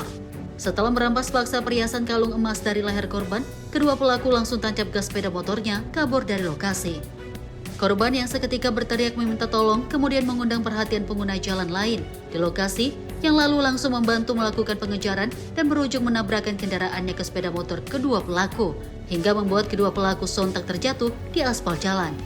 Di saat bersamaan, pihak kepolisian yang tengah berpatroli tak jauh dari lokasi mendengar informasi warga masyarakat adanya aksi kejahatan jalanan tersebut. Kemudian mendatangi lokasi dan mengamankan kedua pelaku dari amukan emosi warga dan pengguna jalan. Selain para pelaku berikut sepeda motor yang digunakannya untuk beraksi, polisi juga turut berhasil mengamankan perhiasan kalung emas korban seberat 4 gram. Korban, ya seorang wanita, ini sedang hendak ke pasar ya untuk membeli kebutuhan pokok. Kemudian saat setelah dari pasar, saat hendak menyeberang mau pulang, korban ini dipepet oleh 2 orang ya yang menaiki kendaraan bermotor ya. Kemudian langsung pada saat itu setelah dipepet diambil kalungnya dari leher korban ya. Kemudian setelah diambil kalung, korban berteriak. Dan di situ ada berkat kolaborasi ya dari masyarakat yang peduli, itu pelaku berhasil dihentikan ya, ditabrakkan dengan motornya. Kemudian dari Polsek langsung segera meringkus kedua pelaku dan membawa ke Mapolsek Kebonjeruk. Pelaku ada 2 orang ya, jadi berboncengan pelakunya yang di belakang menjadi eksekutor. Kini kedua pelaku jambret tersebut masih dalam pemeriksaan mendalam pihak kepolisian dan terancam dijerat pasal 477 KUHP tentang tindak pidana pencurian pemberatan dengan hukuman selama 7 tahun penjara. Dari Jakarta, jurnalis Info TV melaporkan. Pemirsa, aksi pencurian 2 unit sepeda gunung terjadi di sebuah rumah warga di Bekasi, Jawa Barat. Dalam rekaman CCTV, pelaku yang juga berjumlah 2 orang membawa lari 2 sepeda gunung dengan cara memanjat pagar rumah korban. Aksi pencurian 2 unit sepeda gunung terjadi di perumahan Pesona Gading, Cibitung 1, Desa Wadajaya, Kabupaten Bekasi, Jawa Barat. Berdasarkan rekaman CCTV, 2 pelaku datang dari arah jalan lingkungan sekitar pukul 3.16 waktu Indonesia Barat saat kondisi perumahan sedang sepi dan sebagian besar warga tertidur lelap. Kedua pelaku kemudian masuk ke area rumah korban mengincar 2 sepeda yang terparkir di lokasi. Tanpa membutuhkan waktu yang lama, pelaku berhasil membawa kabur 2 unit sepeda sekaligus. Usai mengambil sepeda, pelaku langsung melarikan diri melalui jalur yang sama saat datang aksi keduanya berlangsung cepat kurang dari 5 menit. Korban baru menyadari 2 sepeda miliknya hilang pada pagi hari sekitar pukul 8 waktu Indonesia Barat saat hendak digunakan untuk berolahraga. Menurut korban, dari hasil pengecekan, pelaku pencurian dilakukan oleh 2 orang yang diduga bukan warga sekitar. Ini sepeda Polygon 2 unit ya. Polygon primer 4 sama Polygon primer 5. Itu gimana Pak? Waktu kejadian itu Bapak tahunya gimana? Terus dari CCTV kan udah viral nih Pak. Ya. Itu dari mana dia datang terus bawa ininya kemana gitu? Kalau malingnya kan dari sono itu. Dari sono. Sini kan ya. Ambil di sini terus kaburnya ke sono lagi. Cuman saya tahunya itu pagi hari itu. Saya kan masuk sore itu. Saya masuk sore pulang malam. Sebenarnya saya jam 2-an itu belum tidur Pak. Cuman kalau pas kejadian saya udah posisi udah tidur nyenyak lah. Nah, saya taunya paginya mau sebenarnya kita mau biasa lah jam 8 kan kita sepedaan gitu kan. Kok nggak ada ininya kok nggak ada sepedanya gitu kan. Saya tanya ke orang rumah gitu, ada yang pakai nggak? Ternyata nggak ada yang pakai kan. Ya udah akhirnya saya ke ini konsultasi ke keamanan RT gitu loh. Keamanan RT terus buka CCTV, ya itu baru ternyata kejadiannya jam itu Pak, jam 3 itu gitu. Akibat kejadian ini, korban mengalami kerugian sekitar 7 juta. Saat ini korban masih berkoordinasi dengan pihak keamanan lingkungan terkait dengan langkah lanjutan, termasuk kemungkinan membuat laporan ke kepolisian. Dari Bekasi, Jawa Barat, jurnalis Simpo TV melaporkan.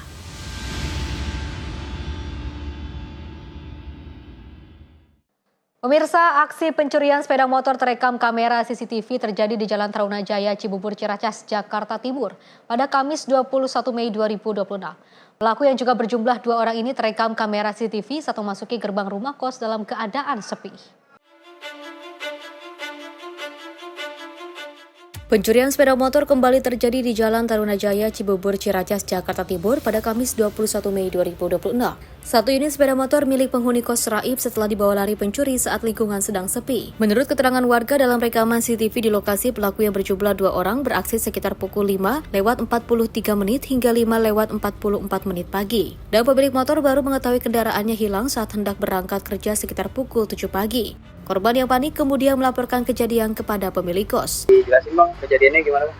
Jadi kronologinya dari jam 5 pukul 05.44 itu terjadinya kehilangan motor. Jadi waktunya sangat singkat sampai detik 05.45. Jadi itu kejadiannya di pagi hari karena situasi sangat kosong dan tidak ada sama sekali orang. Jadi yang kedua, orangnya itu yang pemilik motor itu mau masuk kerja sekitaran jam 7. Nah dia turun tidak ada motornya, langsung melapor ke pemilik kosan bahwa motornya itu telah kehilangan.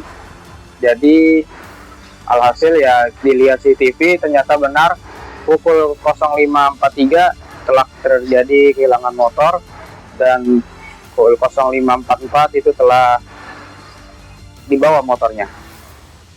Untuk pagar sendiri itu tadinya itu kekunci apa gimana? Itu tadinya tertutup rapat. Untuk pelakunya sendiri berapa orang Pak? Pelakunya 2 orang, yang pertama anak muda, yang kedua yang bawa motor itu orang tua.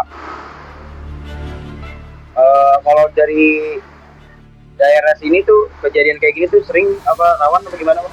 Kalau daerah sini dibilang sih termasuk rawan dan berbagai macam ada. Kalau kasus curian motor ini udah berapa kali Bang di sini?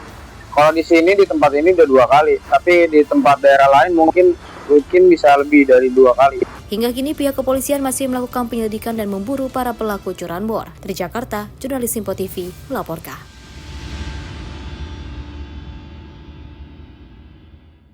Pemirsa, 2 pelaku begal bersenjata api yang juga sempat viral di media sosial berhasil ditangkap tim Direktorat Reserse Kriminal Umum Polda Metro Jaya. Petugas terpaksa melakukan tindakan tegas dan terukur karena kedua pelaku membawa senjata api saat akan ditangkap.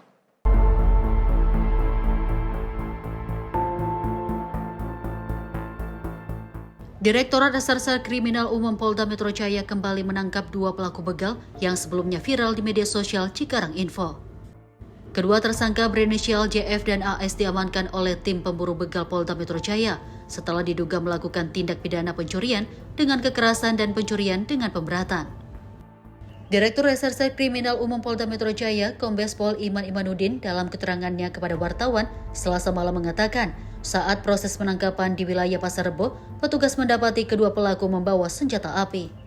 Demi menjaga keselamatan masyarakat dan petugas di lapangan, polisi melakukan tindakan tegas dan terukur terhadap para pelaku.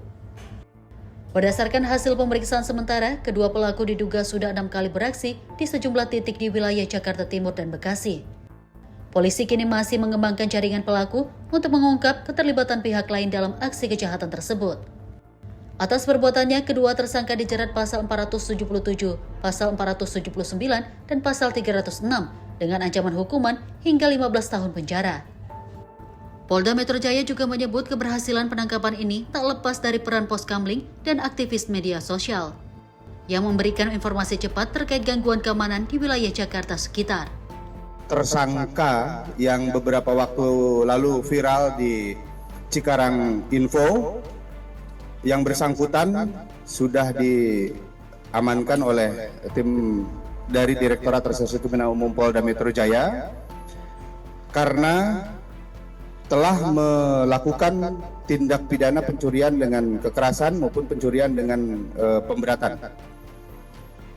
Terhadap kedua tersangka, pada saat petugas kami di lapangan akan melakukan penangkapan, tersangka membawa senjata api sehingga dengan pertimbangan keselamatan masyarakat dan keselamatan petugas kami di lapangan, maka kami melakukan tindakan tegas dan terukur. Kami tidak akan pernah ragu-ragu demi menjaga keselamatan masyarakat dan petugas kami yang sedang melaksanakan tugas. Kami akan melakukan tindakan tegas dan terukur kepada para pelaku begal yang ada di wilayah hukum Polda Metro Jaya. Dari keterangan yang bersangkutan, sementara hasil dari wawancara selama perjalanan, 6 TKP sudah mereka lakukan di wilayah Jakarta Timur dan Bekasi. Dan tadi yang bersangkutan kami amankan di wilayah Pasar Bo.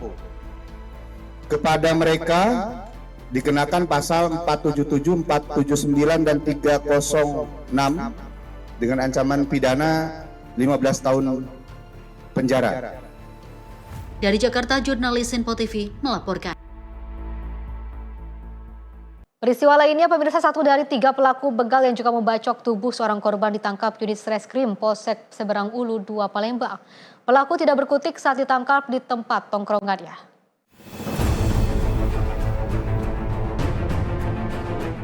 Unit Reskrim Polsek Seberang Ulu 2 Palembang yang sedang patroli KRYD di kawasan Kelurahan 14 Ulu Palembang menangkap 1 dari 3 terduga pelaku begal yang membacok korbannya. Pelaku ditangkap setelah berusaha kabur saat kedapatan petugas tengah menongkrong bersama sejumlah temannya. Setelah dilakukan pemeriksaan di Mapolsek Seberang Ulu 2 Palembang, diketahui MD adalah salah satu dari 3 pelaku pembegalan terhadap Randy Yuda Marentino, warga desa Betung Abab, Kabupaten Panungkal Abab, Lematang Ilir, Pali, Sumatera Selatan. Korban mengalami luka bacok di bagian pundak kiri yang juga dilakukan oleh pelaku FK, sedangkan motor dibawa kabur oleh pelaku MN. Saat pembegalan, korban berusaha menarik motornya sembari menjerit minta tolong. Warga sekitar mulai berdatangan, membuat ketiga pelaku melarikan diri dan juga gagal membawa kabur motor korban. Aksi begal ini dipicu rasa kesal salah satu pelaku terhadap korban karena sering pulang subuh saat mengapel di lingkungannya. Ketiga tersangka yang kali ini kami amankan, inisial DN, yang 2 lagi di PU, inisial MN dan FK. Dengan kronologis, tersangka FK merasa risih dengan kedatangan korban yang sering mendatangi rumah pacarnya dan pulang hingga larut malam sampai jam 3 subuh. Jadi ditegur. Tapi di balik itu mereka sudah sepakat bertiga akan mengambil kendaraan dengan cara membacok. Sesaat setelah kejadian, si korban dibacok di bahu sebelah kiri, lalu terjatuh. Namun inisial MN pada saat itu membawa motor pergi, masih sempat dikejar oleh korban dengan memegang bagian belakang kendaraan sambil menjerit minta tolong. Setelah itu warga datang untuk menolong, namun ketiga tersangka dapat melarikan diri. Guna mempertanggungjawabkan perbuatannya, pelaku kini diamankan di Polsek Seberang Ulu 2 Palembang untuk proses hukum lebih lanjut. Sedangkan 2 pelaku lain masih dalam pencarian polisi. Dari Palembang, Sumatera Selatan, jurnalis Info TV melaporkan. Maraknya aksi kejahatan jalanan atau begal di Jakarta Barat dalam beberapa hari terakhir membuat Forum Komunikasi Pimpinan Kota atau Forkopimko Jakarta Barat ini menggelar rapat membahas situasi keamanan dan juga ketertiban masyarakat.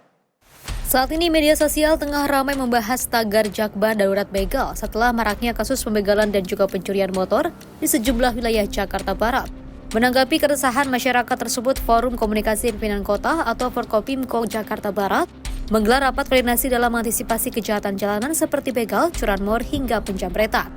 Beberapa poin penting disampaikan dari pertemuan itu seperti penambahan kamera pengawas secara mandiri, patroli gabungan dari 4 unsur, serta mengajak masyarakat kembali menggiatkan Siskamling di lingkungan masing-masing. Adapun masyarakat juga dapat menghubungi call center 110 presisi bila membutuhkan layanan kepolisian. Sampai saat ini pun, sampai tadi malam pun kegiatan-kegiatan preventif seperti patroli dan razia itu sudah dilakukan dengan 4 pilar. Ya. Jadi ada dari TNI, Polri, kemudian Satpol PP, Dishub, dan ada rekan-rekan dari potensi masyarakat yang bergabung untuk melakukan patroli bersama di lingkungan tingkat kecamatan dan kelurahan, kemudian dari Polres juga keliling dan kemudian melaksanakan razia terhadap pelaku-pelaku kejahatan jalanan maupun gangguan kamtipmas lainnya. Ya, itu yang sudah kami lakukan. Kami mohon dukungan masyarakat supaya masyarakat bisa mensupport, masyarakat bisa ikut bergabung kolaborasi apa yang disampaikan Bu Wali Kota tadi. Pam Swakarsa, kita sama-sama meningkatkan pengamanan di lingkungan tempat tinggal kita masing-masing. Dalam kesempatan yang sama, anggota DPRD Komisi C, Hardianto Kenneth, optimis dengan kinerja kepolisian dalam penanganan keamanan dan ketertiban di masyarakat, khususnya di wilayah Jakarta Barat. Selain patroli rutin, kamera pengawas juga harus dipasang di jalan-jalan sepi yang rawan tindak kejahatan. Dan poin-poin tadi dengan Bu Wali sudah disampaikan, komitmen kami, mungkin saya mau mempertebal aja ya sedikit. Kalau CCTV ini, kalau mungkin di gedung-gedung pihak swasta, mungkin himbauan kita bisa memberikan himbauan kepada para pengusaha untuk masang mandiri. Tapi untuk khusus jalan-jalan raya mungkin kita akan minta dukungan dari CSR, dari BUMD mungkin. Terus tadi apa Bang pertanyaannya Bang? Gotham City. Jadi Gotham City ini kan, ini menurut saya ini suatu julukan yang sarkas ya. Kita tahu di komik Batman ini kan julukan Gotham City kan buat kota yang nggak aman. Ya jadi saya mohon dukungan teman-teman semua, dukung kami, Bu Wali, Pak Kapolres, Pak Dandim, dan jajaran Muspikot yang lain supaya wajah Jakarta Barat ini bisa menjadi lebih baik. Dan tentunya komitmen kami tadi sudah jelas bahwa Pak Kapolres dengan Bu Wali sudah buat program. Tadi kan sudah ditayangkan kan di LCD, di TV. Sudah ada tindakan-tindakan yang preventif dan terukur. Kemudian kalau Gotham City, kalau mau ini Pak Kapolres, Bu Wali, saya kan fungsi sebagai pengawas ya. Anggota dewan kan fungsi sebagai pengawasan. Ya mungkin saya akan jadi Batman yang untuk selalu mengawasi. Jadi permasalahan Jakarta Barat, jadi Batman bekerja sama dengan Justice League ini, belakang para anggota Justice League nih. Jadi Jakarta Barat kita jamin aman dan kondusif. Makasih. Dari Jakarta, Abar Abid, Wildan Arif, Simpo TV melaporkan. Pemirsa, bentrokan dua kelompok gangster bersenjata tajam di Jalan Raya Cikupa, Kabupaten Tangerang, Banten terekam CCTV pada Rabu dini hari 20 Mei. Dalam bentrokan tersebut, seorang remaja terluka parah pada bagian kepala lantaran terkena bacokan celurit berukuran besar. Rekaman CCTV memperlihatkan saat dua kelompok gangster terlibat bentrokan di Jalan Raya Cikupa, Kabupaten Tangerang, Banten pada Rabu dini hari 20 Mei. Kedua kelompok gangster yang membawa berbagai jenis senjata tajam ini saling serang di atas sepeda motor. Beberapa di antaranya berlarian di tengah jalan raya. Dalam peristiwa ini, seorang remaja yang diduga terlibat dalam bentrokan dua kelompok gangster ini terluka pada bagian kepala setelah terkena bacokan celurit berukuran besar. Pada Kamis sore, Kepala Dusun Talagasari mengatakan bentrokan gangster ini bukan kali pertama terjadi di wilayahnya. Tawuran gangster sudah sering terjadi terutama pada akhir pekan. Warga pun mengaku resah dan juga ketakutan saat akan beraktivitas pada dini hari. Mereka meminta pihak kepolisian untuk meningkatkan patroli di jam rawan tawuran tersebut. Lumayan sering, Mbak. Lumayan sering. Mungkin cuman letaknya aja posisi agak menjauh ke sana sebelah kanan ya. Agak sering ada sih, nggak terlalu memang. Sejujurnya kami sangat resah sekali dengan kejadian ini karena memang pertama mengganggu ketentraman saat malam hari. Kami juga, saya sebagai kepala dusun dan warga meminta tolong kepada aparatur pemerintah dan aparat setempat untuk segera mengevakuasi ini dan kami ingin damai sih intinya, Pak. Unit Reskrim Polsek Cikupa yang melakukan penyidikan sudah berhasil mengamankan 8 remaja yang terlibat dalam tawuran tersebut untuk dimintai keterangan. Dari hasil pemeriksaan sementara, bentrokan dua kelompok gangster itu terjadi dipicu saling ejek di media sosial. Mereka akhirnya membuat janji untuk melakukan tawuran. Dari hasil patroli cyber dan keterangan para remaja yang kami tangani, mereka janjian melalui media sosial, melalui Instagram. Untuk kegiatan preventif, kami dari Polsek Cikupa akan terus meningkatkan kegiatan patroli dialogis di tempat-tempat rawan maupun di jam-jam rawan terjadinya kejahatan maupun tindak pidana. Unit Reskrim Polsek Cikupa saat ini masih melakukan pengejaran terhadap 1 orang remaja yang melakukan pembacokan terhadap lawannya saat bentrokan terjadi. Dari Tangerang, Banten, jurnalis Simpo TV melaporkan.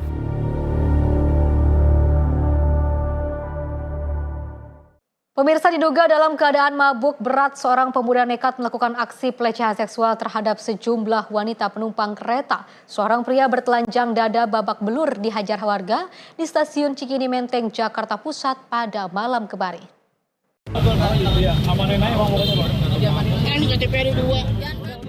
Pria pelaku pelecehan seksual ini tak berkutik saat dibekuk petugas security stasiun Cikini Menteng, Jakarta Pusat. Pelaku yang diduga dalam kondisi mabuk itu diamankan paksa setelah sebelumnya menjadi bulan-bulanan warga. Aksi pelecehan seksual dilakukan pelaku terhadap sejumlah penumpang wanita kereta komuter lain. Para korban yang baru saja keluar dari stasiun langsung dipeluk, dicium, dan diraba di bagian dada. Akibatnya para korban lari ketakutan sambil menjerit yang memancing kemarahan sejumlah warga. Ini seperti pelecehan seksual sih Pak. Dia soalnya peluk penumpang yang mau nyebrang. Sama dia dipeluk langsung dicium. Langsung dicium? Iya. Jalan nanti loncat ke pagar. Jadi penumpang perempuan yang dari turun dari kereta itu payudaranya dipencet-pencet sama dia. Orang kabur jadinya. Terus mabuk atau gimana Bang tadi Bang? Sebenarnya karena mabuk sih. Nah terus tempat dipukulin atau gimana? Langsung diamanin atau gimana tadi? Diamanin tadi. Tapi ada beberapa orang yang mukul dia juga. Untuk mempertanggungjawabkan perbuatannya, pelaku kemudian dibawa ke Polsek Menteng.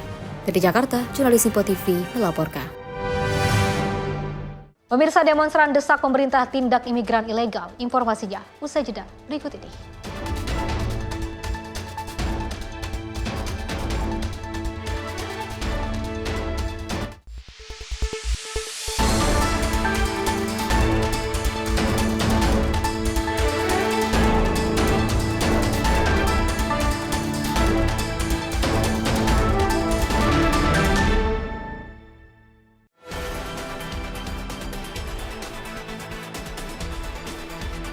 Kami hadir sebagai ruang informasi yang merangkum berbagai kejadian yang terjadi sepanjang hari.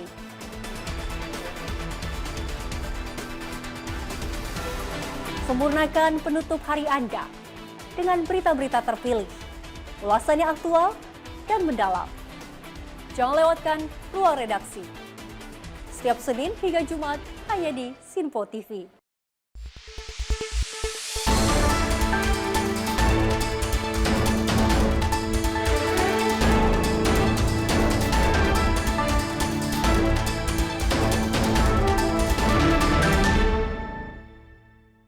Terima kasih pemirsa, Anda masih bersama kami dan kita lanjutkan informasinya. Pemirsa, ribuan warga di Tokoza, Afrika Selatan menggelar aksi demonstrasi menolak pekerja migran tanpa dokumen juga dinilai memperburuk krisis pengangguran di negara tersebut.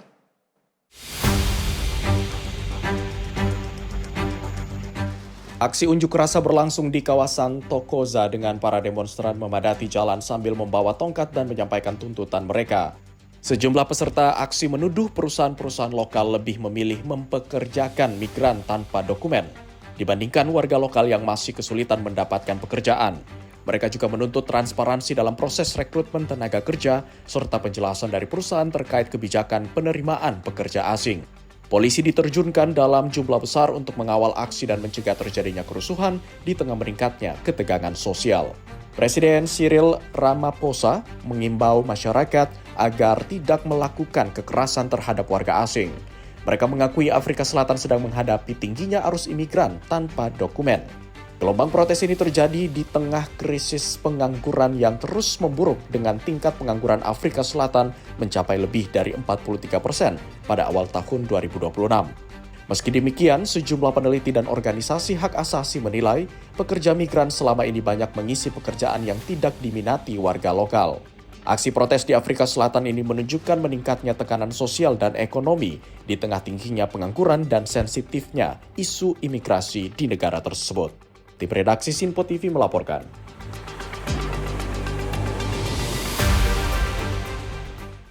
Pemirsa, sejumlah aktivis Global Sumut Flotilla mengaku bahwa pasukan Israel melakukan kekerasan fisik, penghinaan dan juga perlakuan diskriminatif saat mereka ditahan usai pencekatan kapal bantuan menuju Gaza. Tuduhan ini muncul dalam wawancara yang digelar di Barcelona, Spanyol. Dalam rekaman wawancara pada Kamis 21 Mei 2026, aktivis dan jurnalis Luay Al-Basha mengatakan para tahanan diperlakukan kasar oleh pasukan Israel setelah dibawa ke pelabuhan Ashdod. Dirinya menyebut para aktivis dipukul, dibanting ke tanah dan mengalami penghinaan selama dalam penahanan. A ver, nosotros cuando nos interceptaron teníamos claro lo que iba a pasar, que era que nos iban a interceptar, que nos iban a llevar al puerto de Ashdod, que nos iban a procesar, y vamos a estar entre 24, 48, 72 horas retenidos y luego íbamos a salir. Lo que pasa es que al inicio, cuando nos interceptaron, todo aparentaba ser como iban los planes, pero una vez que entramos en el puerto de Ashdod, digamos que habían 0 cámaras, de hecho había incluso 0 prensa israelí dentro del puerto, y nos empezaron como a humillar, nos agarraban de las manos de una forma bastante violenta, nos tiraban al suelo, nos pegaban collejas, a algunos les pegaron puñetazos, a otra gente les arrastró y los tiró al suelo.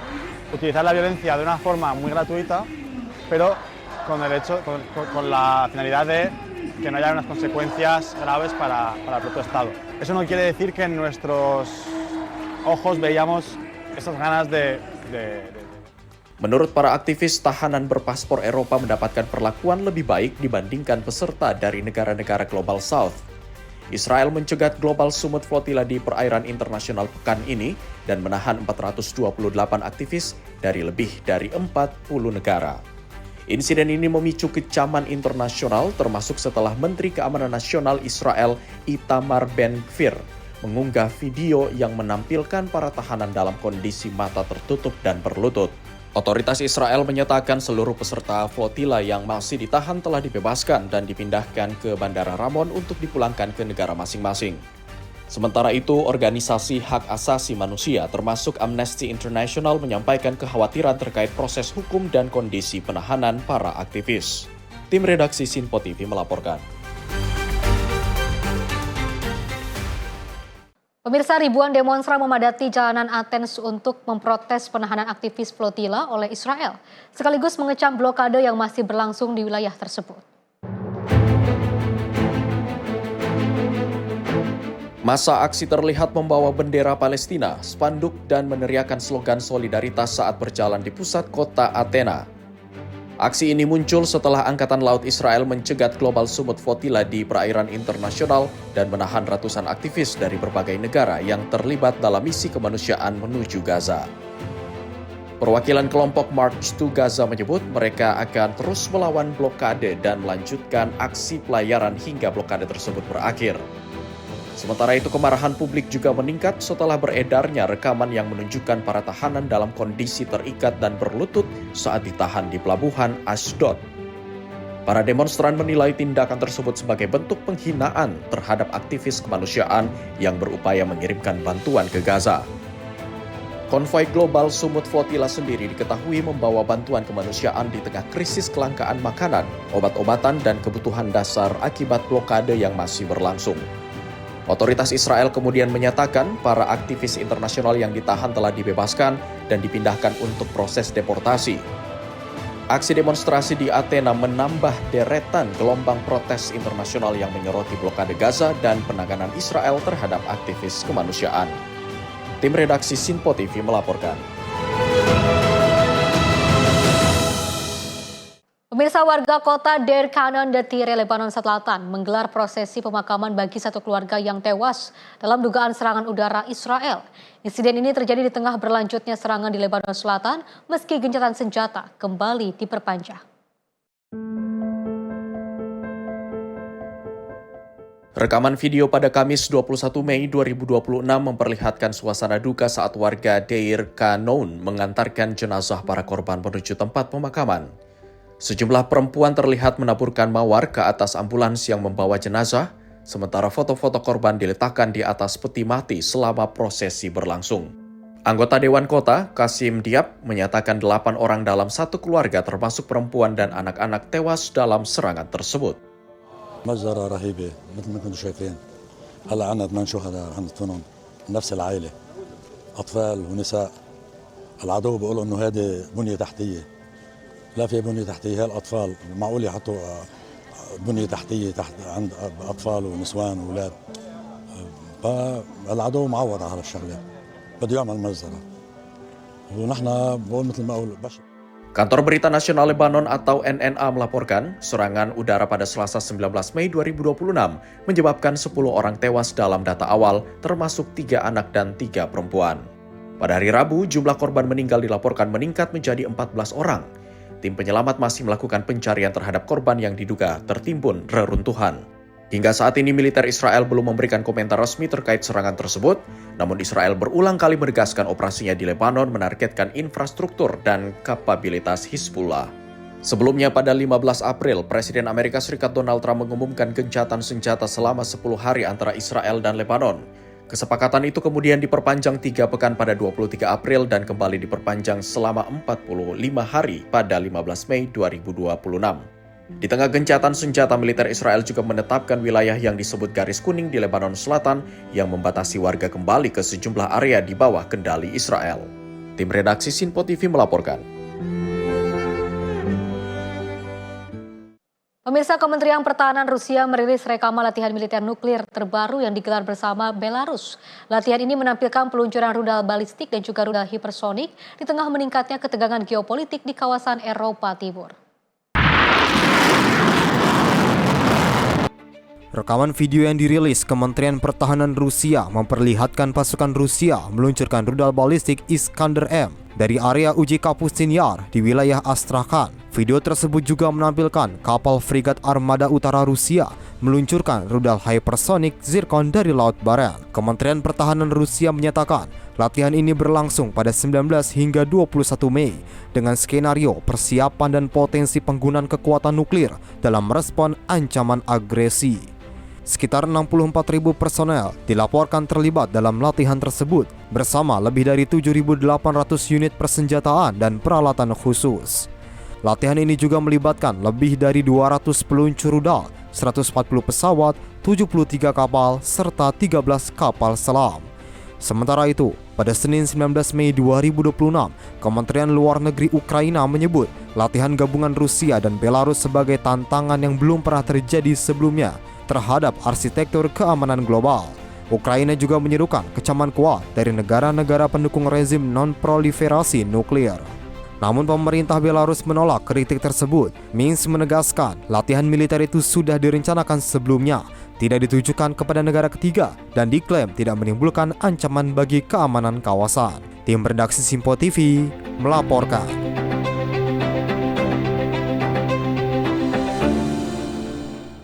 Pemirsa, kelompok aktivis lingkungan Extinction Rebellion mewarnai air mancur dan juga instalasi air publik menjadi hijau di sejumlah kota di Jerman. Aksi ini dilakukan sebagai bentuk protes terhadap kebijakan pemerintah yang masih mendukung infrastruktur gas fosil. Rekaman video yang beredar memperlihatkan air berwarna hijau memenuhi kolam air mancur yang berada di dekat Kementerian Federal untuk Urusan Ekonomi dan Aksi Iklim di Berlin. Aksi tersebut dilakukan oleh kelompok aktivis lingkungan Extinction Rebellion sebagai bentuk protes simbolis terhadap kebijakan energi pemerintah Jerman. Menurut kelompok tersebut, pewarna yang digunakan adalah uranin, zat tidak beracun yang umum dipakai dalam sistem manajemen air untuk melacak kebocoran.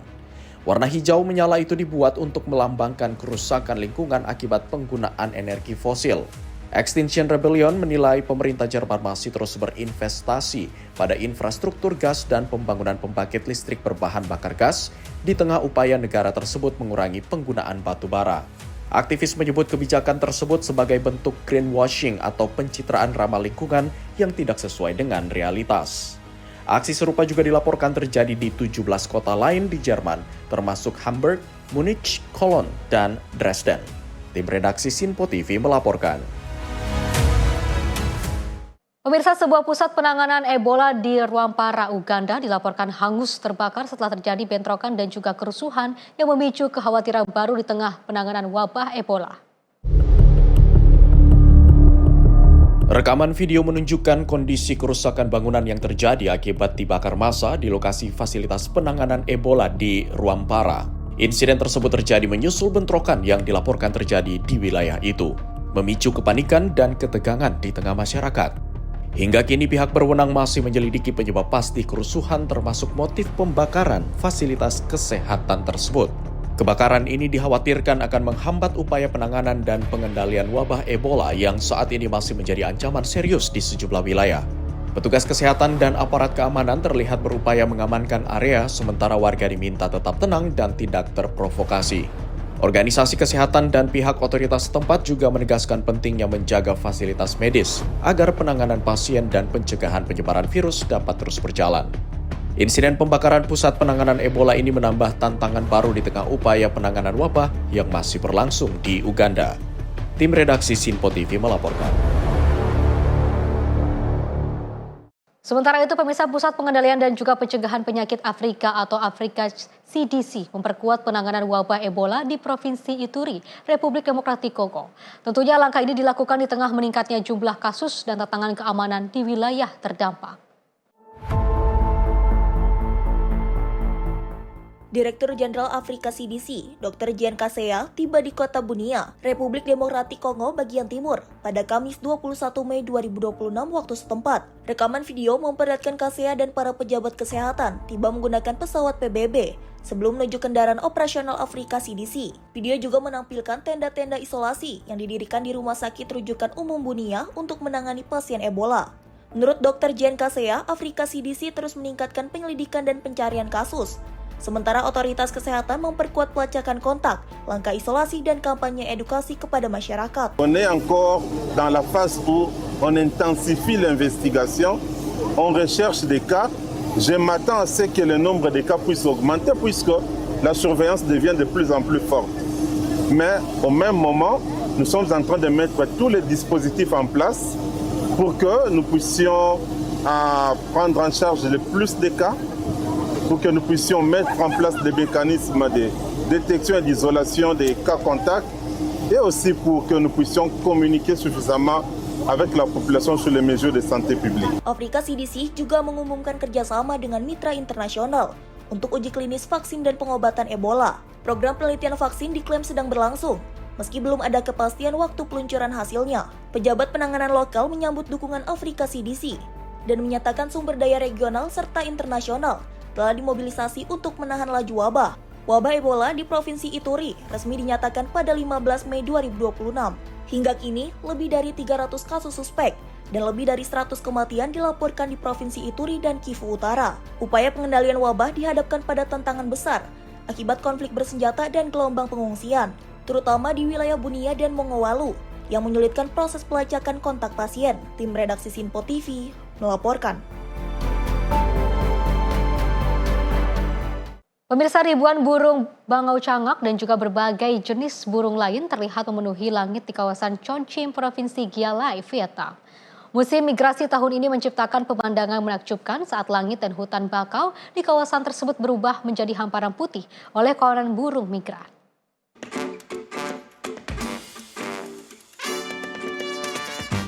Rekaman video yang diambil pada Kamis memperlihatkan ribuan burung terbang rendah di atas perairan yang tenang.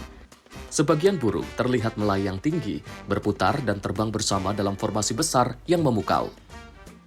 Burung-burung tersebut biasanya terbang mencari makan sejak dini hari dan kembali ke sarang pada sore hari. Menurutnya, dalam 1 dekade terakhir, kesadaran warga untuk melindungi burung dan habitatnya terus meningkat. Warga juga menanam lebih banyak pohon untuk menarik kembali kawanan burung migran ke kawasan tersebut. Setiap musim bersarang, kawasan ekologi Chongqing di Vietnam Tengah menjadi rumah bagi ribuan burung migran. Kawasan lahan basah seluas 480 hektar yang terletak di tengah Laguna Tinai itu menjadi salah satu suaka penting bagi burung-burung migran di kawasan tersebut. Tim redaksi Sinpo TV melaporkan.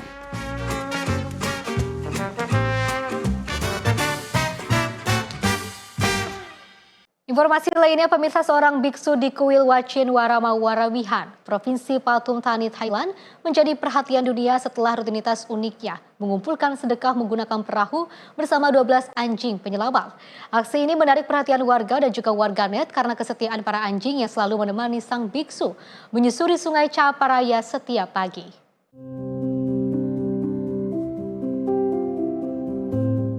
Biksu bernama Luang Porchamnan yang merupakan kepala kuil Wachin Wararam Warawihan menjalani rutinitas mengumpulkan sedekah dengan cara yang tidak biasa. Jika para biksu lain umumnya berjalan kaki, Luang Porchamnan justru menyusuri Sungai Chaparaya menggunakan perahu ekor panjang bersama 12 anjing penyelamat peliharaannya. Dalam rekaman video yang beredar, para anjing berlari antusias menuju dermaga sambil menggonggong gembira mengikuti sang biksu. Setelah naik ke atas perahu, mereka terlihat tenang dan duduk di sisi perahu sambil menikmati pemandangan sungai. Warga yang tinggal di sepanjang bantaran sungai tampak menunggu kedatangan sang biksu dengan membawa nasi dan makanan. Bahkan sebagian makanan tersebut diberikan khusus untuk para anjing. Kehadiran mereka menjadi pemandangan yang menghibur dan dinantikan setiap hari oleh masyarakat setempat. Menurut Luang Porchamnan, semua berawal lebih dari 10 tahun lalu saat seekor anak anjing liar mengikutinya naik ke atas perahu. Sejak saat itu, semakin banyak hewan terlantar yang dibawa dan dirawat di kuil.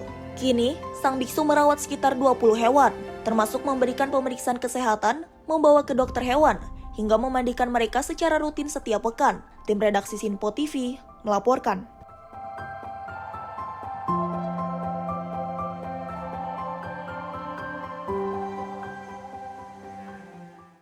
Pemirsa, operasi penyelamatan dilakukan untuk menyelamatkan seekor paus beluga yang juga terdampar di Laut Okhotsk, Rusia. Petugas penyelamat dan relawan berupaya menjaga kondisi paus tetap hidup sambil menunggu air pasang agar hewan tersebut dapat kembali ke laut.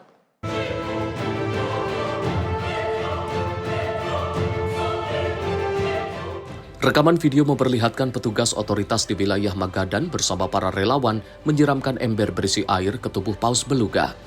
Langkah itu dilakukan untuk menjaga tubuh paus tetap basah dan membantunya tetap tenang selama proses penyelamatan.